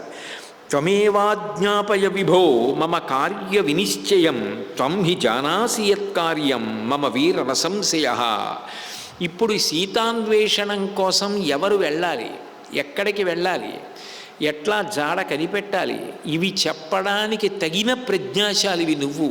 ఎందుకని? సైన్యం సుగ్రీవుడిది. సుగ్రీవుడికి తెలుస్తుంది అందులో శక్తివంతులు ఎవరు, ఎవరు ఏ కార్యం చెయ్యగలరు, ఎవరు ఏ కార్యం చెయ్యలేరు, ఎవరిని నమ్మవచ్చు, ఎవరి మీద ఎంత ఆధారపడవచ్చు, ఎంత దక్షత ఉన్నవారు. తెలియకుండా రాముడు కార్యాన్ని అప్పచెప్పడం మర్యాద కాదు. తెలిసున్న సుగ్రీవుడు చెప్పాలి, మీరు ఈ దిక్కుకెళ్ళండి, మీరు ఈ దిక్కుకెళ్ళండి, మీరు ఈ దిక్కుకెళ్ళండి అని చెప్పి పంపించి సీతమ్మ జాడ కనిపెట్టిన తరువాత యుద్ధానికి సైన్యాల్ని చతురంగ బలాల్ని నడిపించడం రాముడి యొక్క వ్యూహం. కాబట్టి నువ్వు ఈ కార్యాన్ని నిర్వహించు. సుహృత్ వినీతో విక్రాంత ప్రాజ్ఞ కాలవిశేషవిత్ భవానస్మద్ధితే యుక్త సుహృత్ ఆప్త అర్ధవిత్తమ. నాయన సుగ్రీవ, నీ ఎందు ఉండవలసిన లక్షణములన్నీ ఉన్నాయి. సుహృత్, నువ్వు మంచి స్నేహితుడివి. నేను ఆ రామాయణం నుంచి నేర్చుకోవలసిన విషయంగా చెప్పేది అదే. ఒక మనిషి ప్రశాంతత దేని మీద ఆధారపడుతుంది అంటే ఆ మనిషి ఆలోచన విధానం మీద ఆధారపడి ఉంటుంది. మనిషిగా పుట్టిన తరువాత మనుష్యులతో సమన్వయం అయ్యేటప్పుడు ఒక్కొక్కసారి విభేదించవలసిన అవసరం రావచ్చు, ఒక్కొక్కసారి అంగీకరించవలసిన అవసరం రావచ్చు. విభేదిస్తే దానికి ఏదో కారణం ఉండాలి. కానీ ఎప్పుడూ ఉండవలసినది ఏది అంటే ప్రేమ మాత్రం మనసులో పోకూడదు. ప్రేమ మనసులో ఉందనుకోండి, మీరు చాలా తొందరగా విభేదించిన విషయాన్ని మరిచిపోతారు. మరిచిపోయి ఆ వ్యక్తిని స్మరించినప్పుడు ఆయన బాగుండాలి, ఆయన బాగుండాలి, ఆయన బాగుండాలని కోరుకుంటారు. మనసు ఆర్ద్రంగా ఉంటుంది. అట్లా ఉండడం వల్ల ఏమవుతుందంటే ఇతరులకు ఎంత ఉపకారం జరుగుతోందన్నది పక్కన పెట్టండి, ముందు యువతల వ్యక్తి యొక్క సంస్కార వైభవం నిలబడుతుంది, తను చిత్తశాంతితో ఉంటాడు. అందుకే నా దృష్టిలో అందరికన్నా చాలా గౌరవించదగ్గ వ్యక్తి ఎవరు అంటే, ఎంత చదువుకున్నాడు, ఎంత పాండిత్యం ఉంది, ఎన్ని ఉపన్యాసాలు చెప్పాడు, ఎన్ని శ్లోకాలు వచ్చు, ఎన్ని పుస్తకాలు చదివాడు అన్నకన్నా ఎవరి గురించి మాట్లాడినప్పుడు మహా తల్లండి ఆవిడ, ఎంతమందిని ఆదుకుంటుందండి అని అనిపించుకోగలిగిన ఎంత మహానుభావుడండి ఆయన. అసలు ఆయన నోటి వెంట లేదు కాదు వద్దు అన్న మాట రాదు. ఎంత ప్రేమగా మాట్లాడతారండి, ఎంత ప్రోత్సహిస్తారండి, ఎంత నవ్వుతూ ఉంటారండి. ఆయనతో కాసేపు మాట్లాడొస్తే ప్రశాంతత కలుగుతుందండి అని అనిపించుకోగలిగితే ఆ జన్మ కన్నా సార్థక్యం ఇంకొకటి ఉండదు. ఇన్ని తెలిసున్నా ఎప్పుడూ వైషమ్యాలు, ఎప్పుడూ వైరుధ్యాలు, మనసంతా కపటం, ఎప్పుడూ అవతల వాళ్ళని గురించి తక్కువ చేసి మాట్లాడుతూ ఉండడం, తక్కువ చేసిన ఆలోచన. అప్పుడు రామాయణం ఎన్ని మాటలు విన్నా ప్రయోజనం ఏమీ ఉండదు. రాముడు చూడండి, సుగ్రీవుడు తప్పు చేశాడు, లక్ష్మణస్వామిని పంపించాడు, న సంకుచిత పంథా ఏనవాలీహతో గతః అన్నాడు. తప్పు తెలుసుకున్నాడు, సుగ్రీవుడితో ఎంత ప్రేమగా ఎంత మర్యాదగా మాట్లాడతాడు. సుహృత్తు, నువ్వు నాకు మంచి స్నేహితుడివి, వినీతో మంచి నీతిమంతుడివి, విక్రాంత పరాక్రమవంతుడివి, ప్రాజ్ఞ జ్ఞానివి, కాల విశేషవిత్ కాలము యొక్క విలువ తెలిసిన్నవాడివి. అందుకు కదా మరి తప్పు చేశాడు, దిద్దుకున్నాడు, ఇంతమందిని పిలిపించాడు, పరిగెత్తుకొచ్చాడు, అంజలి ఘటించాడు, పాదాలు పట్టుకున్నాడు, ఏం చేయమంటారని అడుగుతున్నాడు. కాబట్టి కాల విశేషవిత్ భవనాస్మద్ధితే యుక్త సుహృత్తు ఆప్త అర్ధవిత్తమ, నీకన్నా నాకు అండా దండా ఎవరున్నారు? కాబట్టి ఏవ ముక్తస్తు సుగ్రీవో వినతం నామయూధపం అబ్రవీద్రామసాన్నిధ్యే లక్ష్మణస్య చ ధీమతః.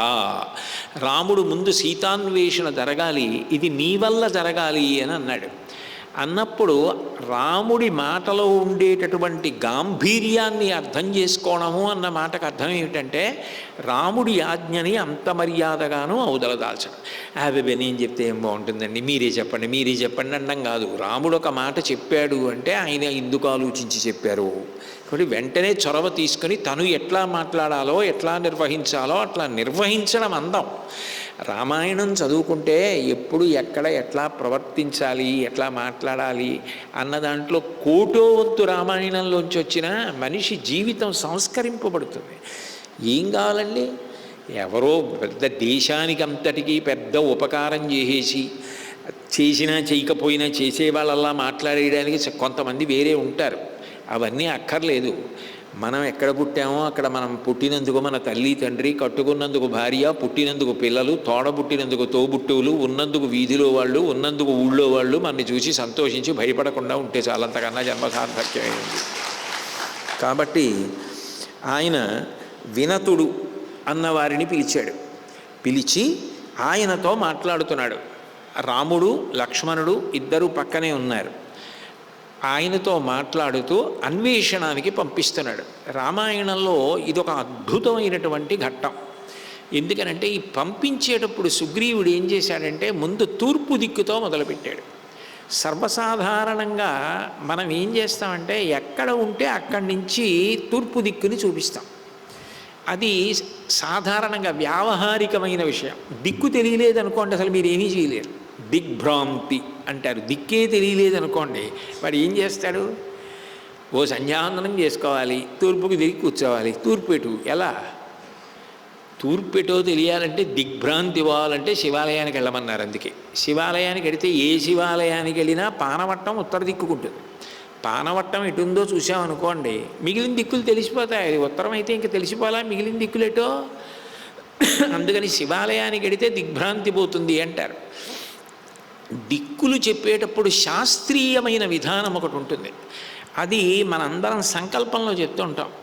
మేరోహ దక్షిణ దిగ్భాగే శ్రీశైలస్య ఈశాన్య ప్రదేశే గంగా గోదావర్యోహో మధ్యప్రదేశే అని చెప్తాం సంకల్పం. అది వైదిక సంకల్పం. అది ఋషులు నిర్ణయించినటువంటి సంకల్పం. అది మేరువు నుంచి చెప్తారు. మేరు పర్వతం నుంచి తూర్పు, మేరు పర్వతం నుంచి దక్షిణం, మేరు పర్వతం నుంచి పశ్చిమం, పర్వతం నుంచి ఉత్తరం. అంటే వేద మార్గమునందు ప్రయాణం చేయడం. ఇప్పుడు మీరు జాగ్రత్తగా పరిశీలిస్తే రామాయణంలో ఒక అద్భుతం ఒకటి కనపడుతుంది. అన్నిటికన్నా చాలా చాలా గొప్పదిగా చెప్పబడేది ఏది అంటే భూప్రదక్షిణం. భూమికి ప్రదక్షిణం చేయాలి. ఎవరు చేయగలరు? భూమికి ప్రదక్షిణం చేయగలమా? సాధ్యమయ్యే పనే. అందుకే భూప్రదక్షిణం చెయ్యలేకపోయిన వాళ్ళ కోసమని దానికి ప్రత్యామ్నాయములను శాస్త్రం ఇచ్చింది. అమ్మ స్నానం చేసిందా, స్నానం చేయలేదా? అమ్మ పూజ చేసిందా, చేయలేదా? అమ్మ ముఖం కడుక్కోలేదాతో కూడా సంబంధం లేదు. అమ్మ అట్లా కూర్చుని ఉంటే పొద్దున్నే కొడుకు స్నానం చేసిన తర్వాత ఒకసారి అమ్మకి చుట్టూ తిరిగి ప్రదక్షిణం చేసి అమ్మ కాళ్ళకి నమస్కారం చేశాడు అనుకోండి, భూప్రదక్షిణ షట్కేన 6 మాటలు భూమికి ప్రదక్షిణం చేశాడని వేసేయమన్నారు అతని ఖాతాలో. ఎవరు అదృష్టవంతుడు? తల్లి ఉన్నవాడు. నాకు తెలుసు, కానీ ఏం ప్రయోజనం? ఎవరికి చేయను? మా అమ్మ వెళ్ళిపోయింది కాబట్టి నేను చెయ్యలేను. ఎవరు చెయ్యగలరు అంటే చేయడానికి అవకాశం ఉన్నవాడెవరో వాడు తనకున్న ఐశ్వర్యాన్ని తెలుసుకున్నవాడు అదృష్టవంతుడు. ఐశ్వర్యం ఉంది.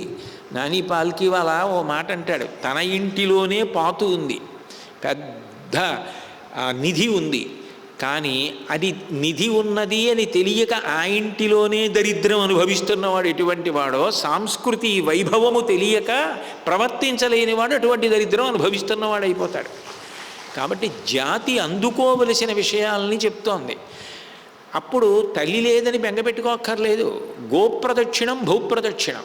గోవుకొక్క ప్రదక్షిణం చేశారనుకోండి, భూమికి ప్రదక్షిణం చేసినట్టే. తల్లికి ప్రదక్షిణం చేసిన వాడు ఎవరున్నాడో వాడు భూమికి ప్రదక్షిణం చేసినవాడు. మరి తండ్రి అండి అని మీరు అంటారేమో, తండ్రికి ప్రదక్షిణం చేసినవాడు శంకరుడికి ప్రదక్షిణం చేసినవాడు. ఎందుకంటే రుద్రాధ్యాయం అష్టమానువాకంలో నమ శంకరాయ చ మయస్కరాయ చ నమ శివాయ చ శివతరాయ చ అని ఉంటుంది. శం కరోతీతి శంకర, ఎప్పుడూ శుభం. తను ఎంత నలుగుడు పడిపోతుండనివ్వండి, కొడుకు బాగుండాలి, తనేది అనుభవించలేకపోయాడో అది కొడుకు అనుభవించాలని కోరుకుంటాడు. తను అనుభవించింది లేదు ఒక వయస్సులో, కానీ కొడుకు అనుభవిస్తున్నాడు, తాను ఆనందపడిపోతాడు తప్ప అసూయ పడిపోడు, ఆనందపడిపోతాడు తండ్రి. అటువంటి తండ్రి మనసు ఉందే అది శివుడి మనసు. అందుకని నీకు శంకరుడికి ప్రదక్షిణం చెయ్యాలనిపిస్తే తండ్రికి ప్రదక్షిణం చేయి ముందంది శాస్త్రం. తండ్రికి ప్రదక్షిణం చేస్తే శివుడికి ప్రదక్షిణం చేసేసినట్టే. గోవుకి ప్రదక్షిణం చేస్తే భూమికంతటికి ప్రదక్షిణం చేసేసినట్టే. అందుకే ఎవరు జీవితంలో వృద్ధిలోకి రావాలని కోరుకుంటారో వాళ్ళు అసలు గోవుకి ప్రదక్షిణం చెయ్యకుండా ఉండరు. గోవు కనపడింది అనుకోండి, మీరు గుళ్ళోకి వెళ్ళారా లేదా అన్నదాంతో సంబంధం కూడా లేదు. విచిత్రం ఏంటంటే చంద్రశేఖర భారతీ స్వామి వారు శృంగేరి పీఠానికి జీవన్ముక్తులు, ఆయన పీఠాధిపత్యంలో ఉండేవారు. ఆయన శివార్చన చంద్రమౌళీశ్వరారాధన చేస్తూ చేస్తూ సమాధిలోకి వెళ్ళిపోయేవారు. అలా ఉండిపోయేది చెయ్యి. ఆయన బాహుమూలాలు సంకల్లో చేతులేసి పైకెత్తి తీసుకెళ్ళి గురుదివాసలో కూర్చోబెట్టేసేవారు. అట్లాగే ఉండిపోయేవారు. ఆయన రోజుల తరబడి ఉండిపోయేవారు. ఆయన పరిచారికుడికి ఒకరోజు శబ్దాలు వినపడ్డాయి, పరమశివుడి తాండవం వినపడేది లోపల నుంచి. అంతటి జీవన్ముక్తులైన అటువంటి చంద్రశేఖర భారతీ స్వామి వారు ఒక రోజున శృంగేరిలో శారదాదేవికి పూజ చేయడానికి ఆలయానికి వస్తున్నారు. మధ్యలో తుంగానది ఉంటుంది. గురునివాస్ నుంచి తుంగానది దాటి వస్తున్నారు శారద గుడికి. వెనక శిష్యులు ఆ పూజా సంభారాలన్నీ పట్టుకున్నారు. ఆయన గుడి దగ్గరికి వచ్చేటప్పటికి ఒక ఆవు అటుగా వచ్చి పడుకుంది ద్వారం దగ్గర. గబగబా పరిగెత్తికెళ్ళి పీఠాధిపతులు వస్తున్నారు, గుళ్ళోకి వెళ్ళాలని ఆవుని లేపేస్తున్నారు. ఆయన వద్దు వద్దు అని ఆ గోపృష్టం దగ్గర పేటేసి కూర్చొని గోపృష్టానికి పూజ చేసి ఇది శారద పూజయే అని వెనక్కి వెళ్ళిపోయారు. గోపూజ చేసేటప్పుడు గోవు పడుకుంటే అంత గొప్ప, పడుకుని పూజ తీసుకుంటే అంటే అంత సంతోషంతో తీసుకుంది అని గుర్తు. కాబట్టి గోప్రదక్షిణం భూప్రదక్షిణం. ప్రతిరోజు గోవుకి ప్రదక్షిణం చేయడం అలవాటైందనుకోండి జీవితంలో, ప్రతిరోజు గోశాలకు వెళ్ళడం, ప్రతిరోజు గోశాలకు ప్రదక్షిణం చేయడం, ఎవరు జీవితంలో వృద్ధిలోకి రావాలి, వచ్చే జన్మలలో కూడా అభ్యున్నతి పొందాలనుకుంటారో వాళ్ళు చేసే పని. నేను చెప్పట్లేదు. మాతరః సర్వభూతానాం గావః సర్వసుఖప్రద వృద్ధిమాకాంక్షతా నిత్యం గావః కార్యాః ప్రదక్షిణాః అని చెప్పారు. ఎవరు వృద్ధిమాకాంక్షతా నిత్యం, నేను ఇంకా వృద్ధిలోకి రావాలి, వచ్చే జన్మలో నా జీవుడు ఇంకా గొప్ప స్థితిని పొందాలి అనుకున్నవాడు గోప్రదక్షిణం చేస్తాడు ప్రతిరోజు. నేను యథార్థంగా చెప్పాలి అంటే దేవాలయాల శక్తి కూడా క్షీణించిపోతుంది. కొంతకాలం అయ్యేటప్పటికీ దేవాలయానికి కూడా శక్తి సన్నగిల్లిపోతుంది. అందుకని మళ్ళీ కుంభాభిషేకం చేయాలి. ఎప్పటికీ శక్తి తగ్గని పరమ పవిత్ర ప్రదేశం ఈ భూమి మీద ఒకే ఒక్కటి ఉంది, అదే గోశాల. గోశాలని మించిన పరమ పవిత్ర భూమి ఇంకొకటి లేదు. మీరు గోశాలలో ఏది చెయ్యండి 1,000,000 రెట్లు పట్టించేస్తుంది. గోవు తిరిగితే చాలు, అంత శక్తివంతం. అందుకు ఆ గోవు గురించి మాట్లాడుతూ ఆ భరతభూ శ్వాసకోశ అన్నారు. భారతదేశానికి అది శ్వాసకోశ, ఊపిరితిత్తులు లాంటిది. అంత గొప్పది గోశాల ప్రాంగణం. అంటే అక్కడ కూర్చుని మీరు ఏదైనా చదువుకున్నా, మీరు ఏదైనా మాట్లాడినా, సేవ చేసినా, ఓ మొక్క పెంచినా, నీళ్లు పోసినా, గోవుకి స్నానం చేయించినా, గోగ్రాసం పెట్టినా, భగవంతుడికి నైవేద్యం పెట్టాలంటే చాలా నియమంతో పెడతారు. ఆవుకి భీష్మాచార్యులు వారు అనుశాసనిక పర్వంలో అంటాడు, గావో మే మాతరః సర్వాః పితరశ్చైవ గోవృషాః గ్రాసముష్టిం మయా దత్తం ప్రతిగృహీత మాతరః యత్కృతం దుష్కృతం తేన జ్ఞానతో అజ్ఞానతోపి వా తస్య నశ్యతి తత్సర్వం దుస్వప్నంచ వినశ్యతి. తెలిసో తెలియకో ఆవు దగ్గరికి వెళ్ళి ఇలా గ్రాసం అంటే గుప్పెడితో పట్టుకుని మీరు పెట్టారనుకోండి, ఈ 2 శ్లోకములు చెప్పి పెడితే ఇక తిరిగేలేదు అన్నాడు భీష్ముడు. ఆ 2 శ్లోకాలు చెప్పి పెట్టారనుకోండి, అంతే, వాడు చేసిన దోషములను కూడా గోవు తీస్తుంది. అంత శక్తివంతం. ఆ శ్లోకాలన్నీ చెప్పించి గోగ్రాసం పెట్టిస్తారు కాకినాడ గోశాలలో. మా గోశాల అన్నం ఎందుకు కాబట్టి నాకు ఆ గోవు అన్న మాట వచ్చిన, ఆవు అరుపు వినపడిన ఏదో తెలియని అనుబంధం. ఎందుకనంటే ఎప్పుడు ఆ గోశాలలో తిరగడం అలవాటైపోయింది. ఏం చేయమంటారు, ఇంకా ఈ జన్మకంతే. అందుకని ఆవు అరుపు ఇవి ఏమైనా వినపడ్డాయనుకోండి, నాకు పెద్ద పరవశం. ఇవాళ పొద్దున్న ఏదో పూజ కడుతుంటే అక్కడ ఆవు అరిచింది, ఎంత ఆనందపడిపోయినా ఎన్నాళ్ళైందిరా ఆవు అరుపు విని అని. కాబట్టి ఆ వినతుణ్ణి పిలిచి చెప్తున్నాడు, ఇప్పుడు మీరు తెలిసో తెలియకో భూప్రదక్షిణాన్ని మానసికంగా చేయిస్తారు ఋషి. సుగ్రీవుడు మనకి చేసిన మహాదృష్టం ఏమిటంటే తూర్పు దిక్కున మొదలు పెడతాడు. ప్రదక్షిణం ఎట్లా చేస్తారు? తూర్పు నుంచి దక్షిణం, దక్షిణం నుంచి పశ్చిమం, పశ్చిమం నుంచి ఉత్తరం. మీరు ఎక్కడ బయలుదేరారో అక్కడికి తిరిగి వచ్చేస్తారు. ప్రదక్షిణం కుడి చేతి వైపు మాత్రమే ఉండేటట్టుగా తిరుగుతారు. తిరిగితే ప్రదక్షిణం, దక్షిణం అంటే కుడి అని, ప్రదక్షిణం ఎప్పుడూ కుడివైపు ఉండేటట్టుగా తిరగడం. అట్లా భూమినంతటినీ చెప్తాడు. చిత్రం ఏమిటంటే దీని మీద చాలామంది పరిశోధనలు చేసి కాండ మీద ఇప్పటికీ కూడా ఇవన్నీ వేరు పేర్లతో ఈ సముద్రాలు, ఈ పర్వతాలు ఇవి ఇట్లాగే ఉన్నాయి. రామాయణ కాలంలో చెప్పబడినవి సుగ్రీవుడు ఏవి చెప్పాడో అవన్నీ అట్లా ఉన్నాయని నిర్ధారించారు. కానీ నిజంగా సుగ్రీవుడి పరిజ్ఞానానికి రాముడు ఆశ్చర్యపోయి రేపు అడుగుతాడు, సుగ్రీవా నీకు ఎలా తెలిసి ఇవన్నీ అసలు అని అడుగుతాడు. కాబట్టి ఈ సర్గలలో భూప్రదక్షిణాన్ని చెప్తాడు. ఆ తూర్పు దిక్కుకు పంపిస్తున్నాడు వినతుణ్ణి. పంపించేటప్పుడు కిష్కింధ నుంచి తూర్పు కాదు, మేరువు నుంచి తూర్పు. అంటే భూప్రదక్షిణం జరుగుతోంది అని గుర్తు. దీన్ని శ్రద్ధగా చదువుకున్నా, దీన్ని శ్రద్ధగా విన్నా వాళ్ళు ఆ రోజున భూప్రదక్షిణం చేశారు అని. ఇది మాఘమాసం కృష్ణపక్షంలో సప్తమీ ప్రయుక్తమైన తిథి నాటి ప్రదోషవేళ భూప్రదక్షిణం చేయడం అంటే ఏం మాటల. అందుకు రామాయణం చదువుకోండి, రామాయణం వినండి అంటారు కారణం. కాబట్టి ఇప్పుడు ఆ వినతుణ్ణి పిలిచి నువ్వు తూర్పు దిక్కుగా బయలుదేరు. వృత శతసహస్రేణ వానరాణం తరస్వినాం అధిగత్య దిశం పూర్వాం సశైల వనకాననాం. దాన్ని పూర్వదిగ్భాగే ఇంద్రో దేవత ఇంద్రప్రసాదాత్ రాజ్యాభివర్ధనమశ్నుతే అని ఆశీర్వచనం. పూర్వదిక్కుకి ఇంద్రుడు. అది మొట్టమొదటి ద్వారాన్ని నిర్మించాడు అక్కడ. అందుకని దానికి మొదట నిర్మించినటువంటి ద్వారం పూర్వదిక్కున చిట్ట చివరకు ఉంటుంది కాబట్టి దాన్ని పూర్వదిక్ అని పిలుస్తారు.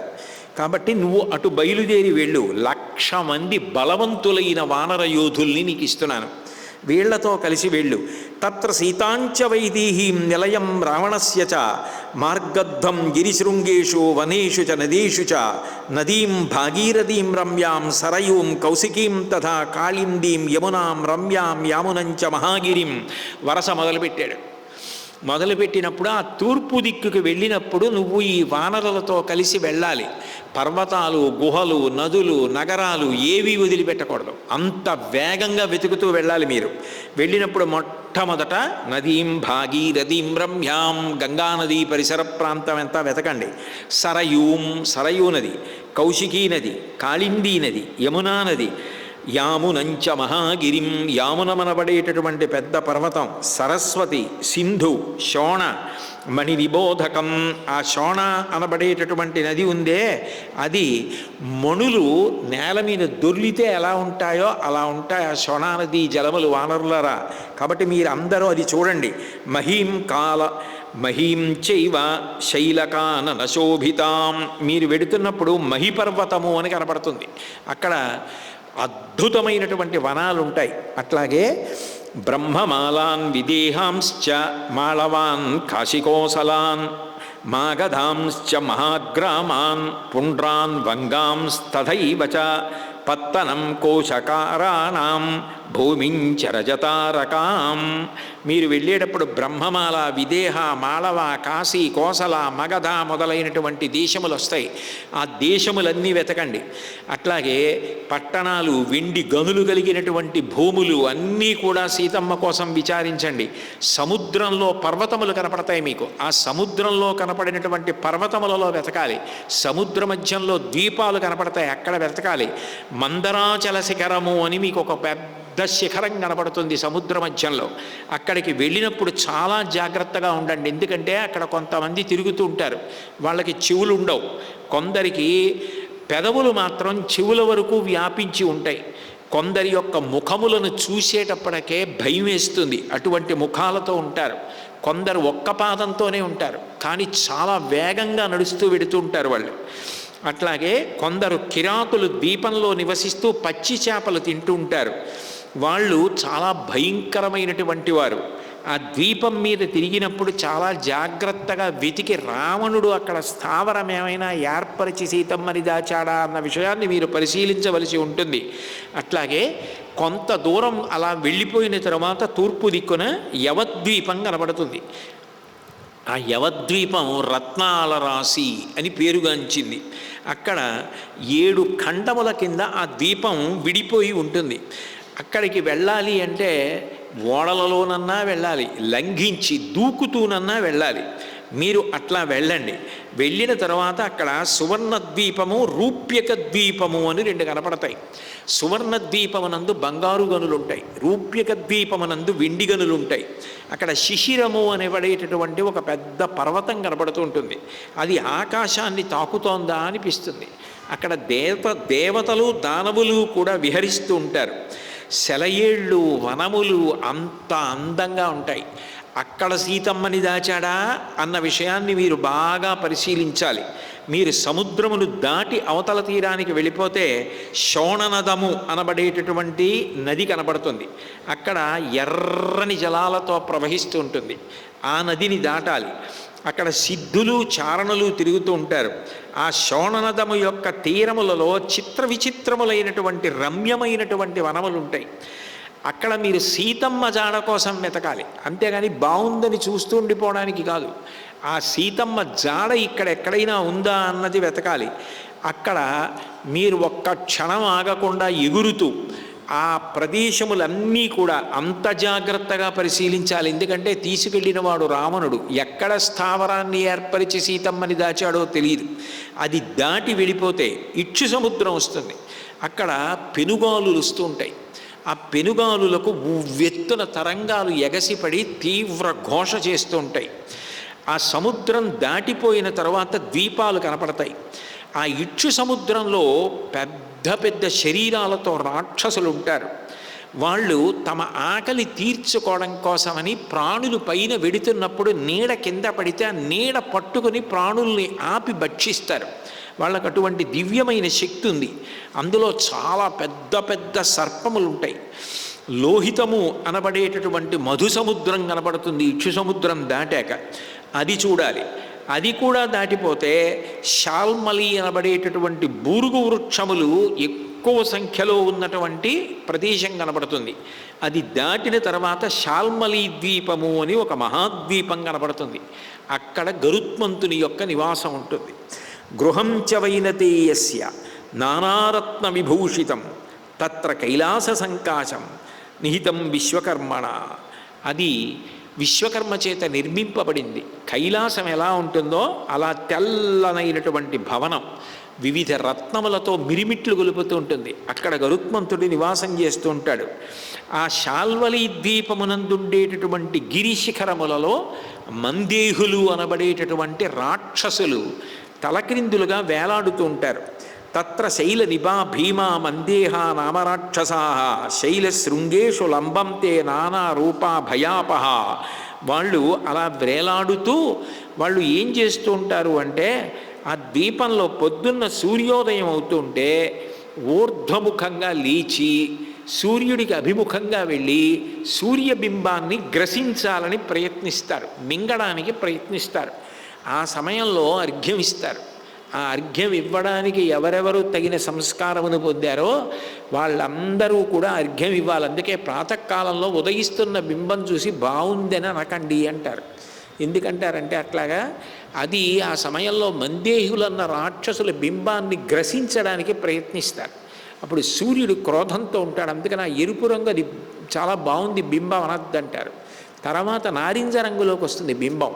ఆ బింబాన్ని ఉపాసన చేయాలి. ఆదిత్య హృదయం చేసిన, సూర్యోపాసన చేసిన ఆ బంగారు రంగులో ఉన్న బింబాన్ని మనసులో ధ్యానం చేస్తూ నమస్కారం చేయాలి. కాబట్టి వాళ్ళు ప్రతినిత్యం సూర్యోదయ సమయంలో భాస్కరుణ్ణి గ్రసించాలనుకుంటారు. అప్పుడు గాయత్రీ మంత్రం చెప్తూ అర్ఘ్యమిస్తారు. ఆ ఇచ్చినటువంటి అర్ఘ్యజలములకు సంబంధించిన మంత్రశక్తి వెళ్ళి ఆ మందేహుల్ని కొడుతుంది. కొడితే వాళ్ళు కింద పడిపోయి సూర్యబింబం పైకి వస్తుంది. అందుకే అట్లా చేయకపోతే, ఆ సమయానికి అర్ఘ్యం ఇవ్వకపోతే ప్రాయశ్చిత్తార్ఘపూర్వక సంధ్యావందనం గరిష్యే అని ప్రాయశ్చిత్తంతో 4వ మాట అర్ఘ్యం చేతులు కొంచెం పైకెత్తి ఇవ్వాలి. తప్పు అయిపోయింది, కాలం దాటిపోయిందయ్యా, నేను ఇప్పుడు ఇస్తున్నానని ప్రాయశ్చిత్తంగా 4వ మాట అర్ఘ్యం ఇస్తారు. కాబట్టి అట్లా ఆ సూర్యబింబాన్ని గ్రసించేటటువంటి మందేహులు మీకు కనబడతారు. అక్కడ సురాసముద్రము కనబడుతుంది. దాని మీద అనేక మంది వేలాడుతూ ఉంటారు. అట్లాగే అది దాటిన తర్వాత ఘృత దధి సముద్రములు కనబడతాయి. అక్కడ వెతకాలి సీతమ్మని. క్షీరోదము అనబడే సముద్రం కనబడుతుంది. తెల్లని మేఘకాంతులు ఎలా ఉంటాయో ఆ సముద్రం అలా ఉంటుంది. అది దాటిన తర్వాత వృషభము అని పేరు కలిగినటువంటి తెల్లటి పర్వతం ఉంటుంది. దానికి అన్ని వైపులా వృక్షములు దట్టంగా పెరిగిపోయి ఉంటాయి. ఆ వృషభగిరిపై సుదర్శనము అని పేరు కలిగినటువంటి గొప్ప సరస్సు ఉంటుంది. దాని మీద తెల్లటి కాంతులు పడుతుంటాయి.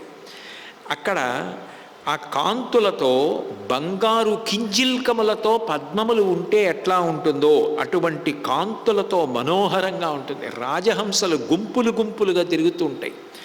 దేవతలు, చారణులు, యక్షులు, కిన్నెరలు, అప్సరసలు సంతోషంగా జలవిహారం కోసమని ఆ సుదర్శనము అని పేరు కలిగినటువంటి ఆ సరస్సు దగ్గరికి వస్తారు.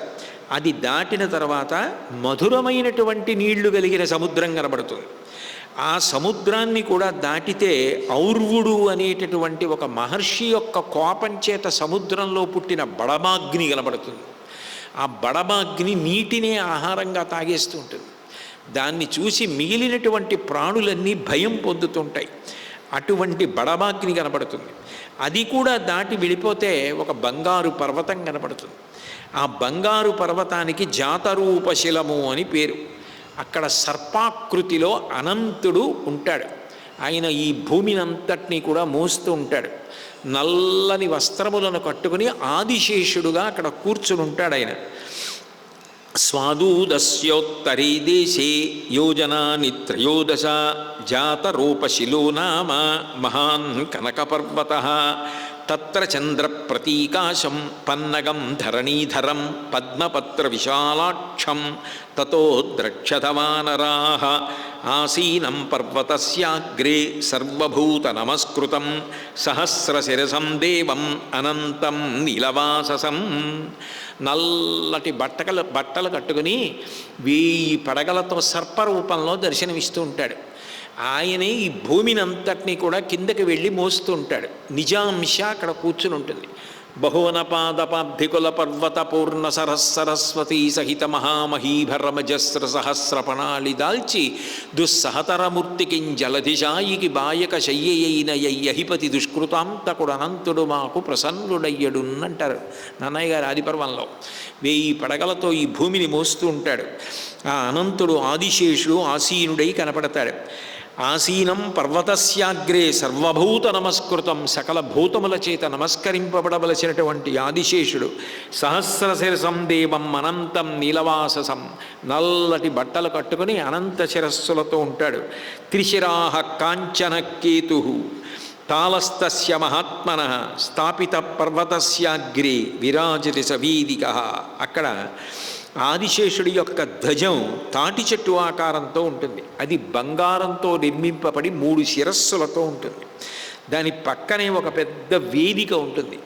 ఆ వేదికకి తూర్పు దిశలో దాన్ని దేవతలు నిర్మాణం చేశారు. పూర్వస్యాం దిశ నిర్మాణం కృతం తత్ త్రిదశైశ్వరై, త్రిదశులు అని దేవతల్ని పిలుస్తారు. ఎప్పుడు 3 బదులు త్రిదశులు అంటే 3 బదులు 30 ఏళ్ల వయసులోనే ఉంటారు వాళ్ళు. అందుకని ఎప్పుడు భోగాలను భవిస్తూ ఉంటారు. అది దాటిపోతే ఆదిశేషుడు ఉండే ప్రదేశాన్ని కూడా దాటిపోతే ఉదయాద్రి కనపడుతుంది. ఆ ఉదయాద్రి శిఖరం 100 యోజనములు విస్తరించి ఆకాశమును తాకుతూ ఉంటుంది. ఆ ఉదయాచలమన్న పర్వతం మద్ది చెట్లతోటి, తాళవృక్షములతోటి, కానుగ చెట్లతోటి, గన్నేరు చెట్లతోటి ఉంటుంది. అక్కడే సౌమనసము అనబడేటటువంటి ఒక గొప్ప బంగారు పర్వతం ఉంది. తత్ర యోజన విస్తీరాం ఉచ్ఛ్రితం దశయోజనం శృంగం సౌమనసం నామ జాతరూపమయం ధ్రువం.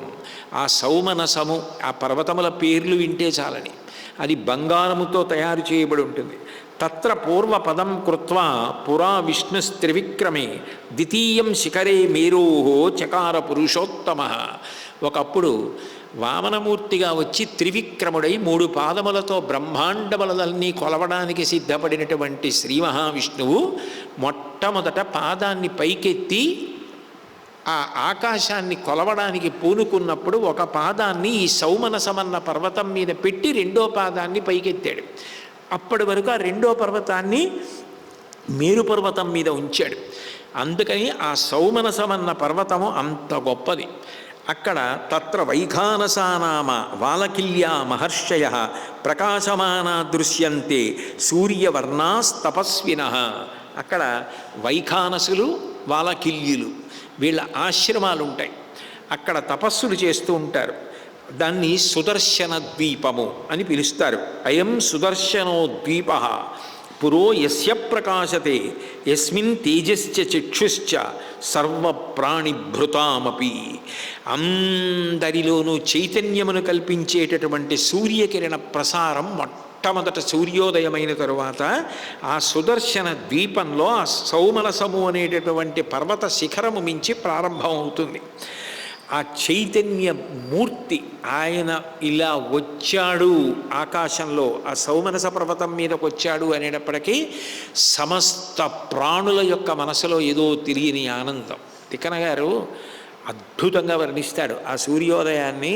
మహాభారతంలో ఆ విరాట పర్వంలో వర్ణిస్తాడు. నీరజాకరములు నిష్టమై చేసిన భవ్యతపంబు ఫలమనంగా దినసముఖాకి నందిత చక్రయుగ్మకంబులయనురాగంపు బ్రూవనంగా హరిహర బ్రహ్మ మహానుభావులొక్కటింగాగరగిన గట్టి అనగా అతుల వేదత్రయ లతికాచయము పెనుబొందన్ పుట్టెడు మూల కందమనగా జన సమాజ కరపుట హృదయ సరోజములకు ముకుళనంబును జృంభణంబునొనర్చి భానుబింబంబు పూర్వాద్రిపై విలింగి అంటాడు. ఆ సూర్యబింబం ఎలా ఉంటుంది అంటే బ్రహ్మ విష్ణు మహేశ్వరులు కలిసిపోయి ఒక ముద్దయితే ఎలా ఉంటుందో అలా వస్తాడు ఆ కాంతి. అసలు ఆ సూర్యోదయ సమయం, ఆ సమయంలో ఉండే అందం, దాని ఆనందం, ఆ సమయంలో లేచి అనుష్ఠానం చేయడం, అవన్నీ ఎంత సంతోషకరమైనటువంటి విశేషాలు. ఆ చీకటిగా ఉండగానే లేచి స్నానానికి వెళ్ళడం, గంధం తీసుకోవడం, పువ్వులు సిద్ధం చేసుకోవడం, పూజామందిరంలోకి ప్రవేశించడం, పూజకి పూర్వాంగం పూర్తి చేయడం, ఆ తర్వాత మళ్ళీ పూజకి సర్దుకోవడం, అదంతా గొప్ప సంతోషంతో చేసేటటువంటి పనులవి. కాబట్టి ఆ సూర్యబింబం ఎంత గొప్పది అంటే వేదములు పుట్టడానికి 3 తీగల కింద పుట్టేట వేదాలు. ఆ 3 తీగల పుట్టినటువంటి మూల దుంప అది ఆ సూర్యబింబం అంటాడు. జనసమాజకర పుట హృదయ సరోజములకు ముకుళనంబును జృంభణంబునొనర్చి సమస్త జనులు 2 చేతులు ఇలా కలుపుతారట సూర్యబింబాన్ని చూసేటప్పటికి. ఇలా ముడుచుకుంటాయిట చేతులు, మనసులు విచ్చుకుంటాయిట తామర పూలలాగా. అలా చెయ్యగలిగిన సూర్యబింబం సౌమనసం మీద పూర్వాద్రి మీద మొట్టమొదట ఉదయిస్తుందట. కాబట్టి అప్పుడు ఆ ఎరుపు ఉందే అది లోకానికంతటికీ చైతన్యకారకం. పూర్వమేతత్కృతం ద్వారం పృథివ్యా భువనస్య చ సూర్యస్యోదయనం చైవ పూర్వహ్యేషా దిగుచ్యతే. అక్కడ ఈ సృష్టి ప్రారంభంలో సూర్యుడికి భూమికి మధ్యలో మొదటి ద్వారాన్ని నిర్మించాడు. పూర్వద్వారే అని వరలక్ష్మీ వ్రతం చేసినప్పుడు శ్రావణ మాసంలో అమ్మవారిని ధ్యానం చేసినప్పుడు 4 ద్వారములు ఉన్నాయి. 4 ద్వారముల మధ్యలో పద్మకింజిల్కములతో తామర పువ్వు ఉంది, అందులో అమ్మవారు కూర్చుందని ధ్యానం చేసి 4 వైపులా 4 ద్వారములను ధ్యానం చేసి అక్షతలు వేసి నమస్కారం చేస్తారు. అందులో పూర్వద్వారే అని పిలుస్తారు. అందులో మొట్టమొదట బ్రహ్మగారు నిర్మించిన ద్వారం ఉందే, అందులోంచి దేవతలు భూమి మీదకి వస్తారు, మళ్ళీ భూమి మించి దేవతలు పెడతారు అని చెప్పి సుగ్రీవుడు అన్నాడు, ఆ ఉదయాద్రిని దాటి వెడితే ద్వారంలోంచి ఇక దేవతలమయం, అది మీరు వెళ్ళలేరు, నేను కూడా వెళ్ళలేదు, అక్కడ వరకే వెళ్ళాను. ఈ పూర్వ దిక్కు అక్కడ వరకు ఉంటుంది భూమికి. కాబట్టి మీ అందరూ కూడా బయలుదేరి వెళ్ళాలి, ఇవన్నీ దాటాలి, దాటి వెతకాలి, వెతికి రావాలి. మీకు గడువు 1 నెల. నెల లోపల అంగుళం విడిచిపెట్టకుండా వెతికి సీతమ్మ జాడ కనిపెట్టి మంగళప్రదమైన వార్తతో రండి. ఒకవేళ నేనిచ్చిన గడువు దాటిపోతే శిరచ్ఛేదం, అదే శిక్ష. కాబట్టి నెల లోపల మీరు తిరిగి వచ్చేయాలని చెప్పాడు. వెంటనే వాళ్ళందరూ బయలుదేరడానికి సిద్ధపడ్డారు. దక్షిణ దిక్కుకు వెళ్ళవలసినటువంటి వాళ్ళు ప్రదక్షిణం కాదు, భూప్రదక్షిణం, తూర్పుకు మొదలు పెడితే దక్షిణానికి తిరగాలి. అందుకని దక్షిణ దిక్కుకి చెప్పాడు మేరువు నుంచి. చెప్పి అంగదుణ్ణి నాయకుడిగా పెట్టాడు. పెట్టి నీలం అగ్నిసుతం చైవ హనుమంతంచవానరం పితామహసుతం చైవ జాంబవంతం మహాబలం. హనుమంతుడు, నీలుడు, జాంబవంతుడు, ఆయనకి తెలుసు దక్షిణ దిక్కున రావణాసురుడు ఉన్నాడని. అందుకని పెద్ద పెద్ద వాళ్ళందరినీ అందులోకి పంపిస్తున్నాడు దక్షిణ దిక్కుకి. జాంబవంతం మహాబలం సుహోత్రంచ శరీరంచ శరారించ శరగుల్మం తథైవచ గజం గవాక్షం గవయం సుషేణం వృషభం తథా. సుహోత్రుడు, శరారి, గజుడు, గవాక్షుడు, గవయుడు, సుషేణుడు, వృషభుడు, మైందంచ ద్వివిధంచైవ విజయం గంధమాదనం వల్కాముఖం మసంగంచ హుతాశన సుతాఉభౌ. ఈ మైందుడు, ద్వివిధుడు, విజయుడు, గంధమాదనుడు, అలాగే ఉల్కాముకుడు, అసంగుడు, వాలికుమారుడైన అంగదుని యొక్క నాయకత్వంలో బయలుదేరి వెళ్ళాలి. అంగద ప్రముఖాన్ వీరాన్ వీర కపిగణేశ్వర వేగ విక్రమ సంపన్నాన్ సందికేశ విశేషవిత్ తేషాం అగ్రేసరంచైవ మహద్బలమధాంగదం విధాయ హరివీరాణం. అది ఆదిశద్ దక్షిణాం దిశం. దక్షిణ దిక్కుకి మీ అందరూ కలిసి వెళ్ళాలి. ఆ దక్షిణ దిక్కుకు బయలుదేరి వెళ్ళగానే ఏవేం కనపడతాయో చెప్తున్నాడు మేరువు దగ్గర నుంచి. తతో గోదావరీం రమ్యాం కృష్ణవేణీ మహానదీం. గోదావరి మహారమ్యమైన నది కనపడుతుంది. అది దాటితే కృష్ణవేణి కనపడుతుంది. వరదాంచ మహాభాగాం, వరద అన్న నది కనపడుతుంది. మహోరగ నిషేవితాం, అందులో పెద్ద పెద్ద పాములు ఉంటాయి. మేఖలాం ఉత్కలాం చైవ, అట్లాగే మేఖల ఉత్కల అన్న దేశాలు, ఉత్కల అంటే ఒరిస్సా, ఈ దేశాలు దాటాలి. దశార్నగరాణ్యపి, దశార్ణ దేశమును అక్కడ ఉండేటటువంటి నగరములను, అశ్వవంతీం అవంతించ సర్వమేవానుపశ్యత, అవంతి అశ్వవంతి మొదలైనటువంటి నగరములన్నింటినీ అన్వేషించాలి. విదర్భాన్ ఋషికాంశ్చైవ రమ్యాన్ మాహిషకానపి తథా వంగాన్ కళింగాశ్చ కౌశికాంశ్చ సమంతతః. విదర్భ, ఋషిక, అట్లాగే మాహిషిక, వంగ, కళింగ, కౌశిక మొదలైనటువంటి దేశాలన్నింటినీ కూడా మీరు బాగా వెతకాలి. గోదావరి తీర ప్రాంతాలు, గోదావరికి పాయలు ఎక్కువ, అన్ని పాయలు ఉంటాయి. నిజంగా కూడా గోదావరికి వశిష్ఠ, వైనతేయ, ఎన్ని పాయలు, ఎన్ని శివాలయాలు, ఎన్ని విష్ణువాలయాలు, ఎన్ని క్షేత్రాలు, ఎంత సంస్కృతో, ఎంతమంది రాజులు, ఎంత సంగీతమో, ఎంత మహాభారతం అక్కడే కదా ప్రారంభం, నన్నయ్య గారిది ఆంధ్రీకరణ, అంత గొప్పది. కాబట్టి మీరు అవన్నీ వెతకాలి. అన్వీక్ష్య దండకారణ్యాం సపర్వత నదీ గుహాం, దండకారణ్యం అంతా వెతకాలి. తర్వాత తథైవ ఆంధ్రాశ్చ పుండ్రాశ్చ చోళాన్ పాండ్యాన్ స కేరళాన్, ఆంధ్రదేశాన్ని, పుండ్రదేశాన్ని, చోళదేశాన్ని, పాండ్యదేశాన్ని, కేరళ దేశాన్ని. అయోముఖశ్చ గంతవ్య పర్వతో ధాతుమండిత విచిత్ర శిఖర శ్రీమాన్ చిత్రపుష్పితకానన. ఆ వెళుతున్నప్పుడు మలయ పర్వతం కనపడుతుంది. ఆ మలయ పర్వతం చూడాలి. మహాగిరి మీద చందన వృక్షములు ఉంటాయి. ఆ చందన వృక్షముల యొక్క తోటలు చూడాలి. తతస్తాం ఆపగాం దివ్యాం ప్రసన్న సలిలాం శివాం తత్ర ద్రక్షద కావేరీం విహితాం అప్సరోగణై. కావేరీ నది కనపడుతుంది. అక్కడ అప్సరో గణములు తిరుగాడుతూ ఉంటారు. పరమమంగళప్రదమైన జలములతో ఉంటుంది ఆ కావేరీ నది అంతటా కూడా వెతకాలి. తస్యాసీనాం నగస్యాగ్రే మలయస్య మహౌజసం ద్రక్షదాది ఆదిత్య సంకాశం అగస్త్యం ఋషిసత్తమం. ఆ మలయ పర్వతం మీద అగస్త్య మహర్షి కూర్చుని ఉంటూ ఉంటారు. ఆయన దర్శనం చెయ్యాలి, ఆయనకి నమస్కారం చెయ్యాలి. అది దాటితే తామ్రపర్ణి అన్న నది కనబడుతుంది. ఆ నది నిండా మొసళ్ళు ఉంటాయి. కాబట్టి ఆ తామ్రపర్ణి నదిని చూడాలి. అది దాటిన తర్వాత పాండ్యరాజు యొక్క నగరం వస్తుంది. బంగారు కాంతులతో తేజరిల్లుతూ ఉంటుంది. ముత్యాల చేత, మణుల చేత అలంకరింపబడి ఉంటుంది. అది దాటిన తర్వాత సముద్ర తీరం ఉంటుంది. ఆ సముద్రంలో అగస్త్యుడు పర్వతంతో సమానమైనటువంటి మహేంద్రగిరి అనబడేటటువంటి ఒక గొప్ప శిఖరాన్ని నెలకొల్పాడు. అక్కడ చిత్ర విచిత్రమైనటువంటి వృక్షములు కనపడతాయి. ఆ మహేంద్రగిరి బంగారు కాంతులను విరజిమ్ముతూ ఉంటుంది. అక్కడి నుంచే కదా హనుమ బయలుదేరతారు సుందరకాండలో. కాబట్టి యక్షులు, అప్సరసలు విహరిస్తూ ఉంటారు. గుంపులు గుంపులుగా ఉంటారు. మహేంద్రగిరికి దేవేంద్రుడు ప్రతిరోజు పర్వదినాల్లోనూ సముద్ర స్నానానికి వస్తూ ఉంటాడు. అది అంత గొప్పది. అట్లాగే దీపస్తస్యాపరే పారే శతయోజనమాయత అగమ్యో మానుషైర్దీప్త తం మార్గద్ధం సమంతత తత్ర సర్వాత్మనా సీత మార్గితవ్యా విశేషతః సహి దేశస్తు వధ్యస్య రావణస్య దురాత్మన రాక్షసాధిపతేర్వ్యాసః సహస్రాక్షస సముద్యోతే. అక్కడ మీరు ఆ సముద్రాన్ని దాటి వెళ్ళిపోయిన తర్వాత పెద్ద ద్వీపం కనబడుతుంది. దానికి కాంచలలంక అని పేరు. శతయోజన సమాయత, అది 100 యోజనముల పర్యంతము వ్యాప్తి చెంది ఉంటుంది. అగమ్యో మానుషైర్దీప్త తం, అక్కడికి మనుషులు ఎవ్వరూ కూడా వెళ్ళడానికి ధైర్యం చేయరు. అది రావణుడి చేత పరిపాలింపబడుతూ ఉంటుంది. మార్గధ్వం సమంతత, అక్కడికి మీరు బాగా వెతకాలి సీతమ్మని. ఆ ప్రదేశంలోనే మీరు బాగా దృష్టి పెట్టి వెతకాలి. తత్ర సర్వాత్మనా సీతా మార్గితవ్యా విశేషతః, ఏమాత్రం అశ్రద్ధ లేకుండా వెతకవలసిన ప్రదేశం అదే. సహి దేశస్థు వధ్యస్య రావణస్య దురాత్మనః రాక్షసాధిపతేర్వ్యాసః సహస్రాక్ష సముద్యుతే. అక్కడే వధింపబడవలసినటువంటి మహాపాపాత్ముడైనటువంటి రావణాసురుడు అక్కడే ఉన్నాడు.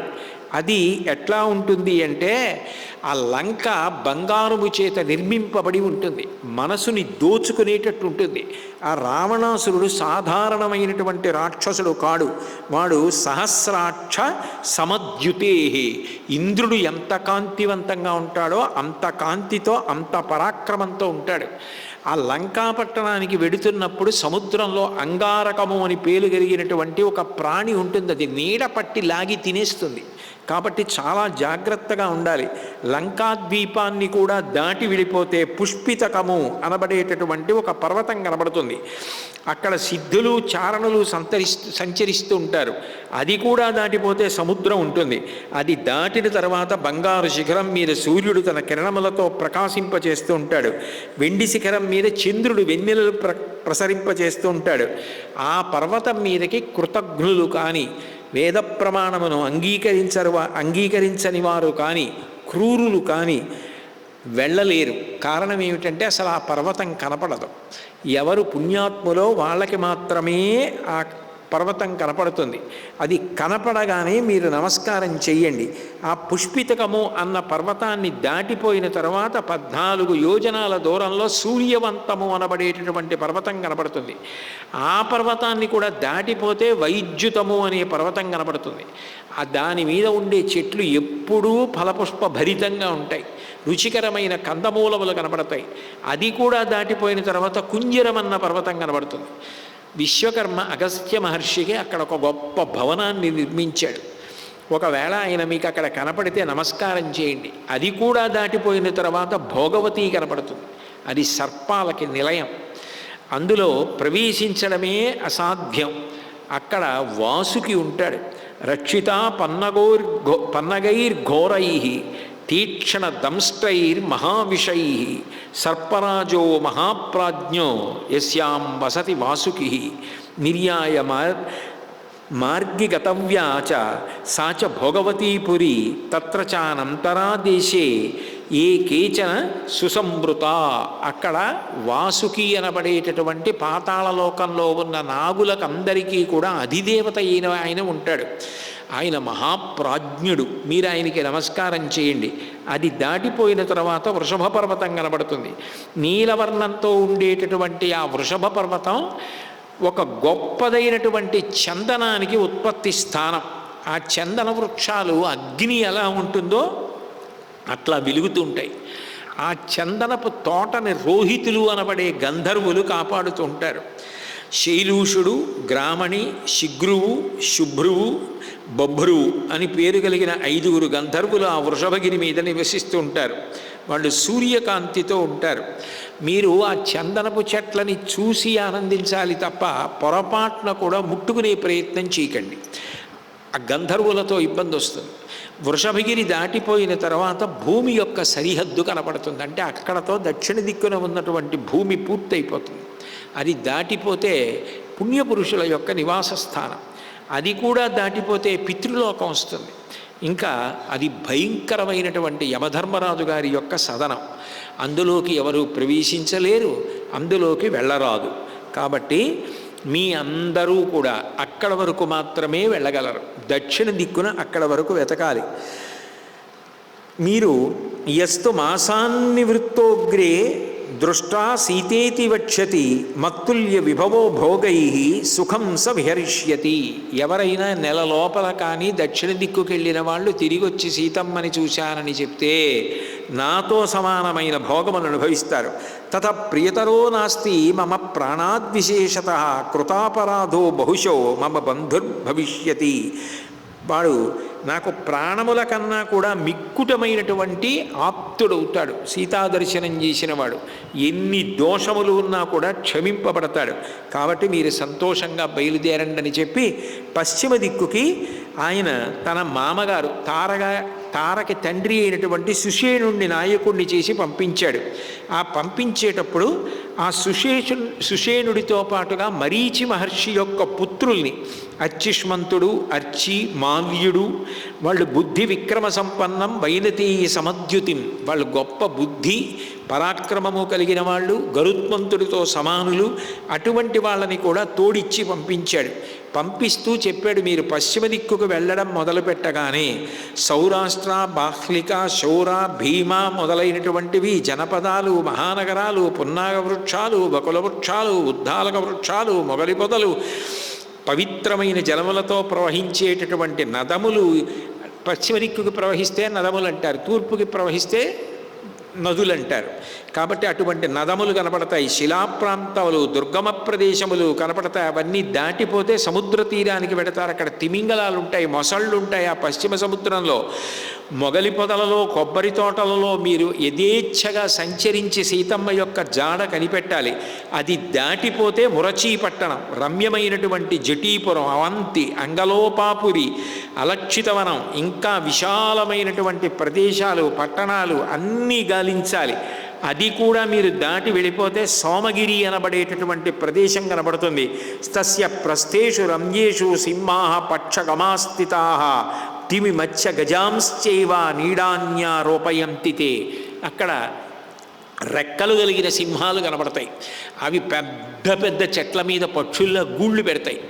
అవి ఏనుగుల్ని, సింహాల్ని ఎత్తుకుపోయి ఆహారంగా గూట్లో పెట్టుకొని తింటూ ఉంటాయి. అటువంటి సింహాలు కనపడతాయి, మదపుటేనుగులు కనపడతాయి. మీరు చాలా జాగ్రత్తగా బయలుదేరి వాటిని దాటి వెళ్ళాలి. పారియాత్రము అనబడే ఒక మహాపర్వతం కనపడుతుంది. దానికి బంగారు శిఖరం 100 యోజనముల విస్తృతితో ఉంటుంది. ఆ పారియాత్రం అన్న పర్వత శిఖరం మీద 24 కోట్ల మంది గంధర్వులు నివసిస్తూ ఉంటారు. అగ్ని జ్వాలల వలె తేజరిల్లుతూ ఉంటారు. అది కూడా దాటి వెళ్ళిపోయిన తర్వాత వజ్రగిరి అనబడే పర్వతం కనబడుతుంది. అక్కడ మీకు ఒక విశేషం కనబడుతుంది. చక్రవంతము అనబడేటటువంటి మహాశైలం ఆ పక్కనే ఉంటుంది. చతుర్భాగే సముద్రస్య చక్రవాన్ నామపర్వతః తత్ర చక్రం సహస్రారం నిర్మితం విశ్వకర్మణ తత్ర పంచజనం హత్వా హైగ్రీవంచ దానవం ఆజహార తతశ్చక్రం శంఖంచ పురుషోత్తమః. అక్కడే విశ్వకర్మ 1000 అంచులతో సుదర్శన చక్రాన్ని తయారు చేశాడు. శ్రీ మహావిష్ణువు అక్కడికి వెళ్ళి ఆ చక్రాన్ని స్వాధీనం చేసుకోవడం కోసమని అక్కడ ఉన్న పంచజనుడు, హయగ్రీవుడు అన్న 2 రాక్షసుల్ని సంహరించి పంచజనుడి నుంచి శంఖాన్ని, హయగ్రీవుడి నుంచి సుదర్శన చక్రాన్ని స్వీకరించాడు. అది దాటి వెళ్ళిపోతే బంగారు వరాహగిరి అనబడేటటువంటి శిఖరం కనబడుతుంది. దాని మీద ప్రాగ్జ్యోతిషపురం ఉంది. తత్ర ప్రాగ్జ్యోతిషన్నామ జాతరూపమయం పురం యస్మిన్ వసతి దుష్టాత్మా నరకో నామదానవ. ఆ ప్రాగ్జ్యోతిషపురంలో నరకుడు అనబడేటటువంటి దుష్టుడైన రాక్షసుడు ఉన్నాడు. అది కూడా దాటి వెళ్ళిపోతే మీకు మేఘవంతము అనబడేటటువంటి పెద్ద పర్వతం కనబడుతుంది. యస్మిన్ హరిహయ శ్రీమాన్ మహేంద్ర పాకశాసన అభిషిక్త సురైరాజా మేఘవాన్ నామపర్వత. అక్కడే ఇంద్రుడికి పట్టాభిషేకం జరిగింది. అది దాటి మీరు వెళ్ళిపోతే 60,000 బంగారు కొండలు కనబడతాయి. అన్ని వేపుల నుంచి బాలసూర్యుడి యొక్క కిరణములు పడి అవి బంగారు కాంతులతో వెలిగిపోతుంటాయి. అది చూడ్డానికి 2 కన్నులు సరిపోవు. అక్కడి నుంచి చూస్తే మేరు పర్వతం కనబడుతుంది. తేషాం మధ్యే స్థితో రాజా మేరురుత్తర పర్వత ఆదిత్యేన ప్రసన్నేన శైలో దత్తవరపుర తేనైవ ముక్త శైలేంద్ర సర్వ ఏవ త్వదాశ్రయా మత్ప్రసాదాత్ భవిష్యంతి దివారాత్రౌ చ కాంచనా తయ్యే చాపి వత్సంతి దేవగంధర్వదానవా తే భవిష్యంతి రక్తాశ్చ ప్రభయా కాంచన ప్రభా విశ్వే దేవాశ్చ మరుతో వసవశ్చ దివౌకసః ఆగమ్య పశ్చిమాం సంధ్యాం మేరుం ఉత్తరపర్వతం ఆదిత్యం ఉపతిష్టంతి తైశ్చ సూర్యోభిపూజితః అదృశ్యః సర్వభూతానాం అస్తం గచ్చతి పర్వతం. అక్కడే ఆ బంగారు కొండల మధ్యలో సూర్యభగవానుడు చిట్ట చివర కర్మసాక్షి ఆ సూర్యాస్తమయాన్ని పొందుతూ ఉంటాడు పశ్చిమ దిక్కున. అప్పుడు దేవతలు, ఇంద్రుడు మొదలైన వారు కూడా సూర్యాస్తమయ సమయంలో చెయ్యవలసినటువంటి సంధ్య ఆరాధన కొరకు అక్కడికి వచ్చి నిలబడతారు. అక్కడి నుంచి అస్తాచలాన్ని చేరుతాడు.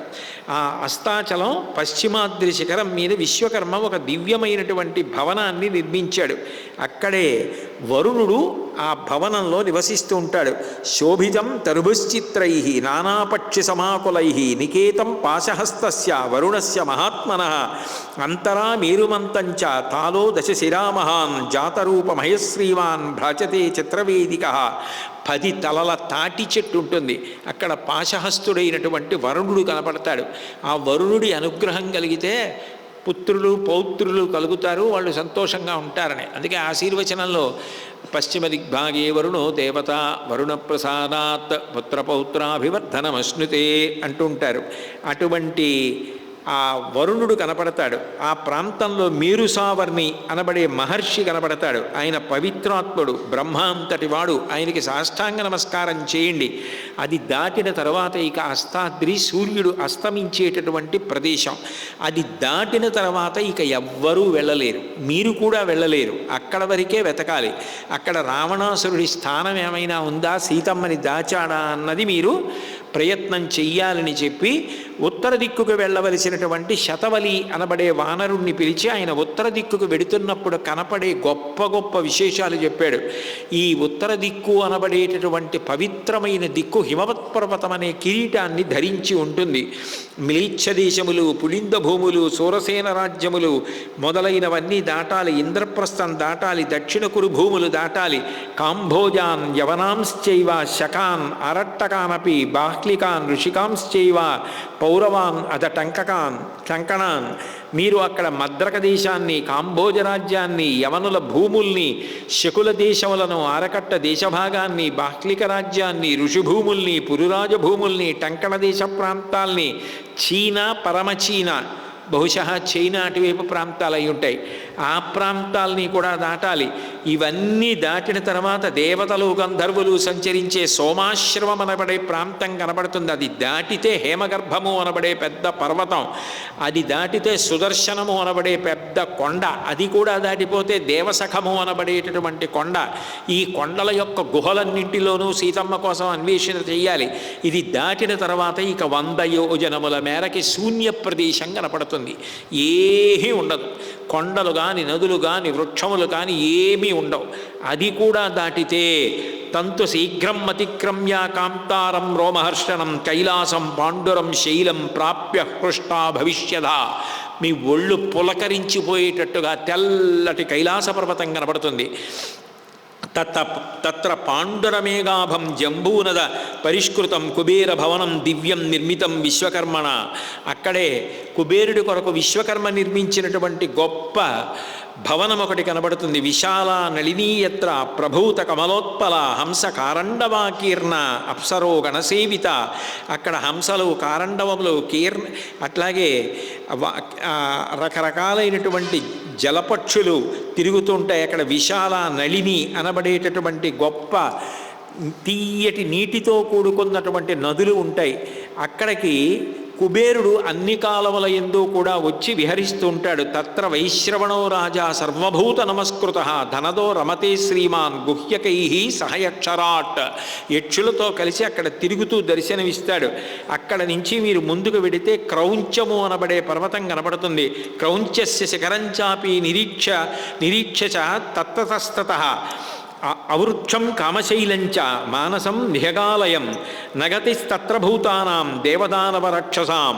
మీరు అక్కడికి వెళ్ళినట్టయితే ఆ క్రౌంచ పర్వతాన్ని దాటిన తరువాత ఆ వృక్షము, అవృక్షము అని పేరు కలిగినటువంటి కామశైలం కనబడుతుంది. మానస పర్వతం కనబడుతుంది. మైదాన ప్రాంతాలు కనపడతాయి. క్రౌంచగిరిం అతిక్రమ్య మైనాకో నామపర్వత మయస్య భవనం యత్ర దానవస్య స్వయంకృతం.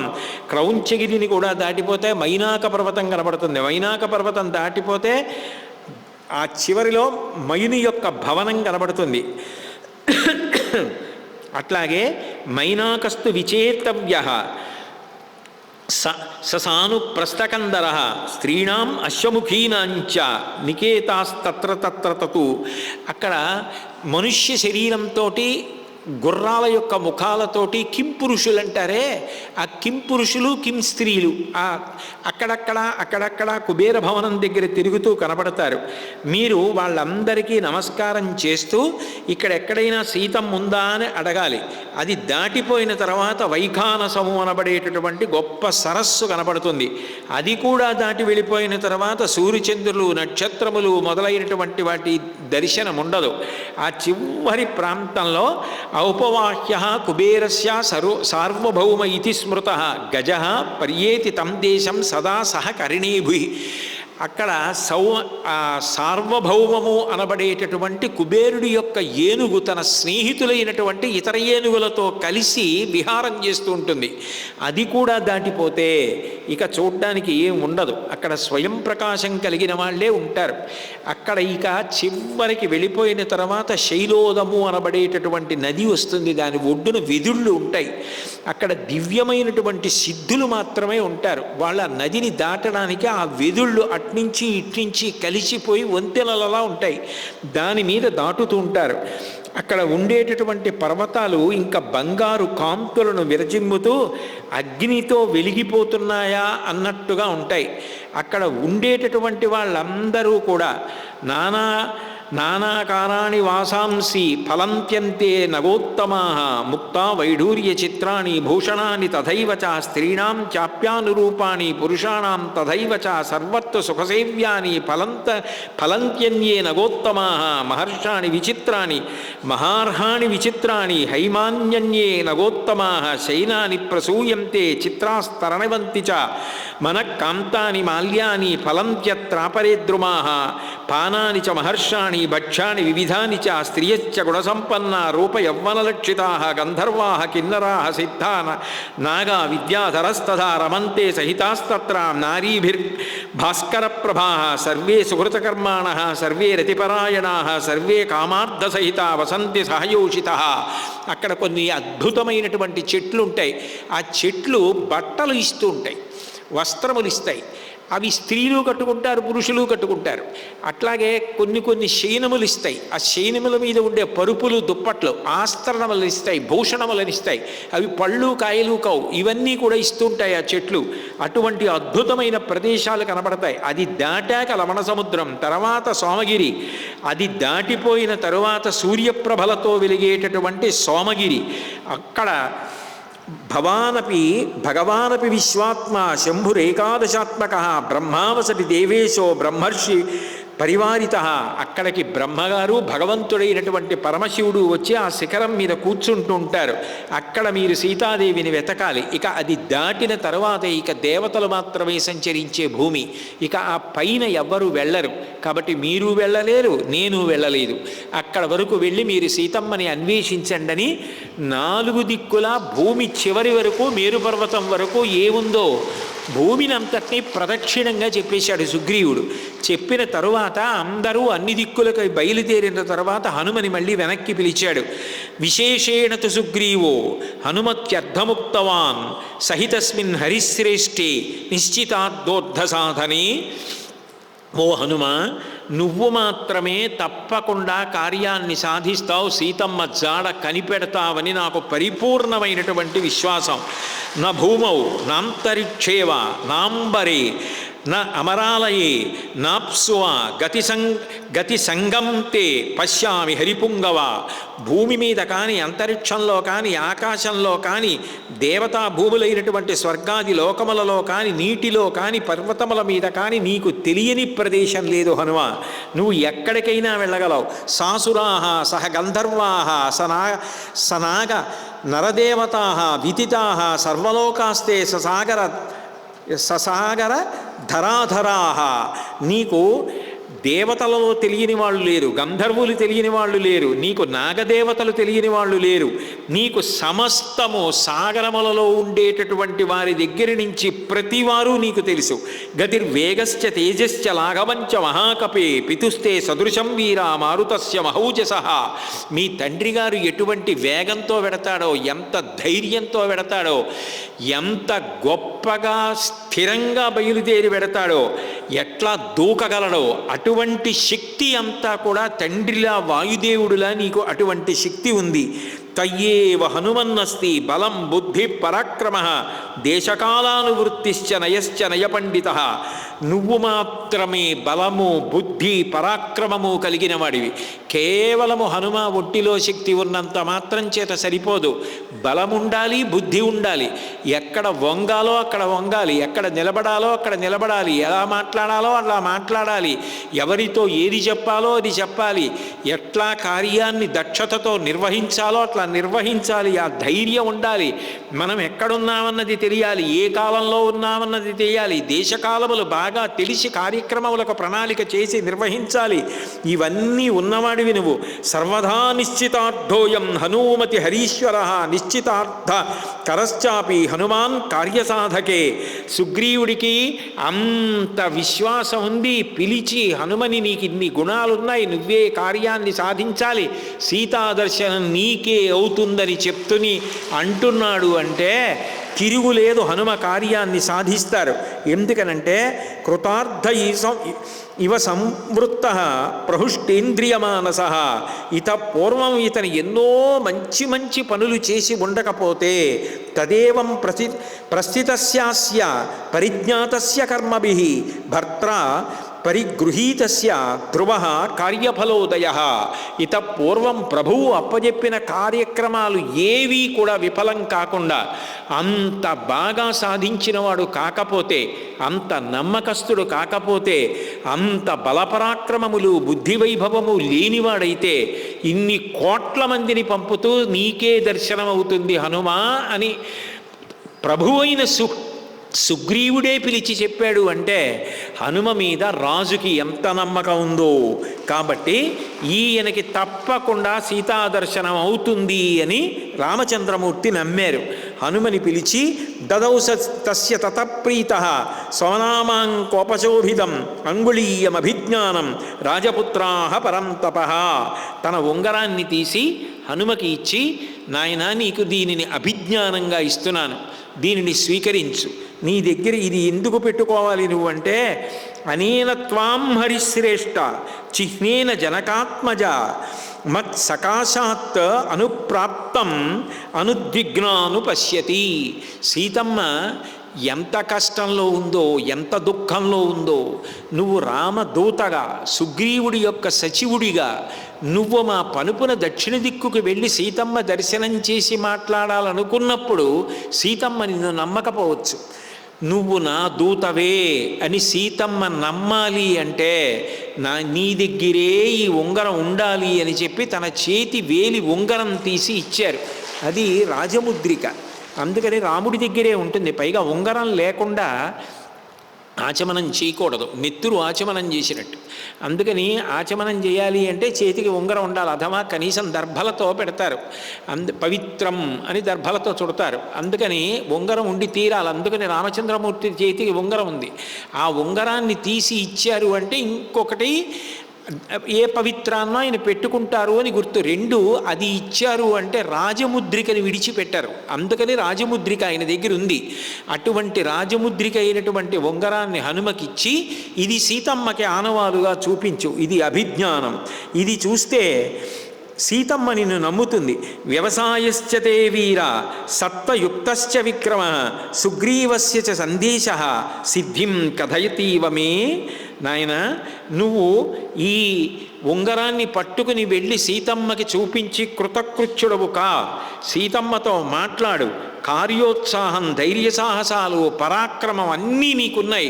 సుగ్రీవుడి సందేశాన్ని వినిపించి సీతమ్మ జాడ కనిపెట్టాను, క్షేమంగా ఉందనేటటువంటి మంచి మాటతో తిరిగి వచ్చి నాకు కనపడవు అని హనుమని ఆశీర్వదించి ఆ ఉంగరాన్ని హనుమ యొక్క చేతిలో పెట్టారు. సతం గృహ్య హరిశ్రేష్ఠ స్థాప్య మూర్ధ్ని కృతాంజలి వందిత్వా చరణౌ చైవ ప్రస్థిత ప్లవగోత్తమ. రామచంద్రమూర్తి ఇచ్చినటువంటి ఉంగరాన్ని ఆ దక్షిణ దిక్కుకి వెళ్ళినప్పుడు ఎక్కడ పట్టుకుని వెళ్ళాలి? అంత పరమ పవిత్రమైన ఉంగరాన్ని. అందుకని తల మీద ఆ కొప్పులోకి జునిపుకుని అది కింద పడకుండా తల మీద ధరించి దాన్ని తీసుకుని వెళ్ళారు. అతి బలబలమాశ్రితస్తవాహం హరివర విక్రమైరనల్పై పవనసుత యథాభిగమ్యతే సా జనకసుత హనుమంతథా కురుష్వ. ఓ ఆంజనేయ, నువ్వు మిక్కిలి బలశాలివి, సింహపరాక్రముడవు. నీ యొక్క శక్తి, నీ యొక్క బుద్ధిబలం, దీనిని నేను విశేషంగా నమ్ముతున్నాను. కాబట్టి నీ బుద్ధి బలము పరాక్రమము ప్రదర్శించడానికి సరి అయినటువంటి సమయం ఆసన్నమైంది. నువ్వు వీటి ద్వారా సీతమ్మను దర్శించి క్షేమ సమాచారములను తెలుసుకొని తిరిగి క్షేమంగా వచ్చి నా సన్నిధానంలో నాకు చెప్పు అని రాముడుట హనుమకి ఉంగరం ఇచ్చిన తరువాత ఆయన కృతార్థ ఇవ సంవృత్త. హనుమకి కార్యం అప్పజెప్పాను, హనుమకి ఉంగరం ఇచ్చానంటే సీతమ్మ జాడ కనిపెట్టబడినట్టే, తిరుగులేదు.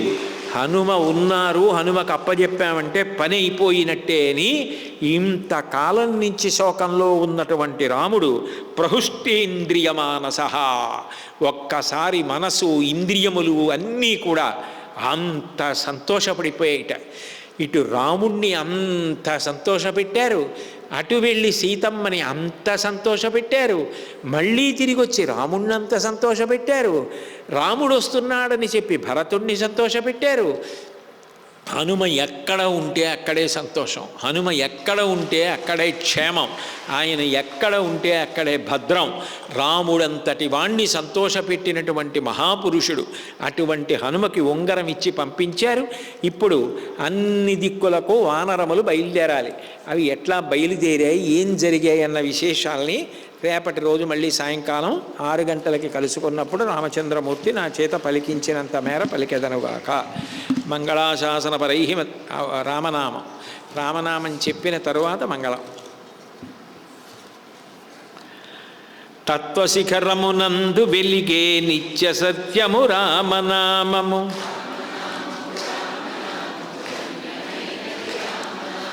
మనసు స్థిరముగా నిలపగలిగెడి మంత్రరాజము రామనామము.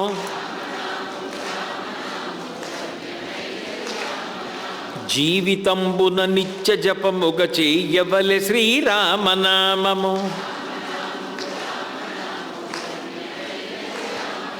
మేరుగిరి శిఖరాగ్రమందున మెరయుచున్నది రామనామము.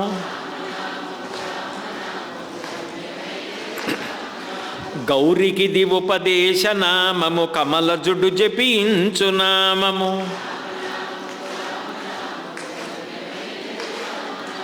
సకల జీవులలోన వెలిగే సాక్షిభూతము రామనామము.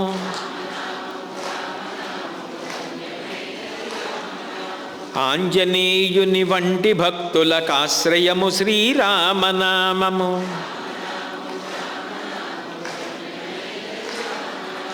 సత్వరజస్తమో గుణములకతీతమైనది రామనామము.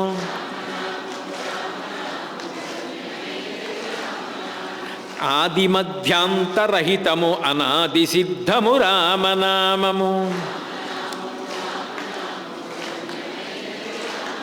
విషయవాసనలెల్ల విడిచిన విదితమగు శ్రీరామనామము. ఆశ విడిచిన తృప్తులకు ఆనందమొసగును రామనామము.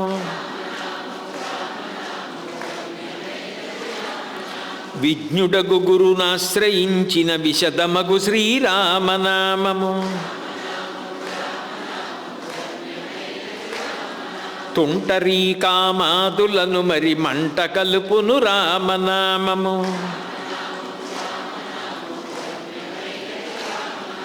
సిద్ధమూర్తులు మాటి మాటికి చేయునది శ్రీరామనామము.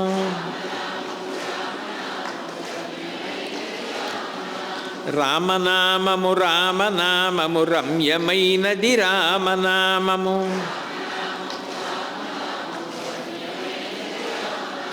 మంగళాశాసనపరై మదాచార్య పురోగమై సర్వైశ్చ పూర్వైరాచార్యై సత్కృతాయాస్తు మంగళం. మంగళం కౌసలేంద్రాయ మహనీయ గుణాత్మనే చక్రవర్తి తనూజాయ సర్వభౌమాయ మంగళం. ఉమాకాంతాయ కాంతాయ కామితార్థప్రదాయినే శ్రీగిరీశాయ దేవాయ మల్లినాథాయ మంగళం. సర్వం శ్రీ ఉమామహేశ్వర పరబ్రహ్మార్పణమస్తు. స్వస్తి.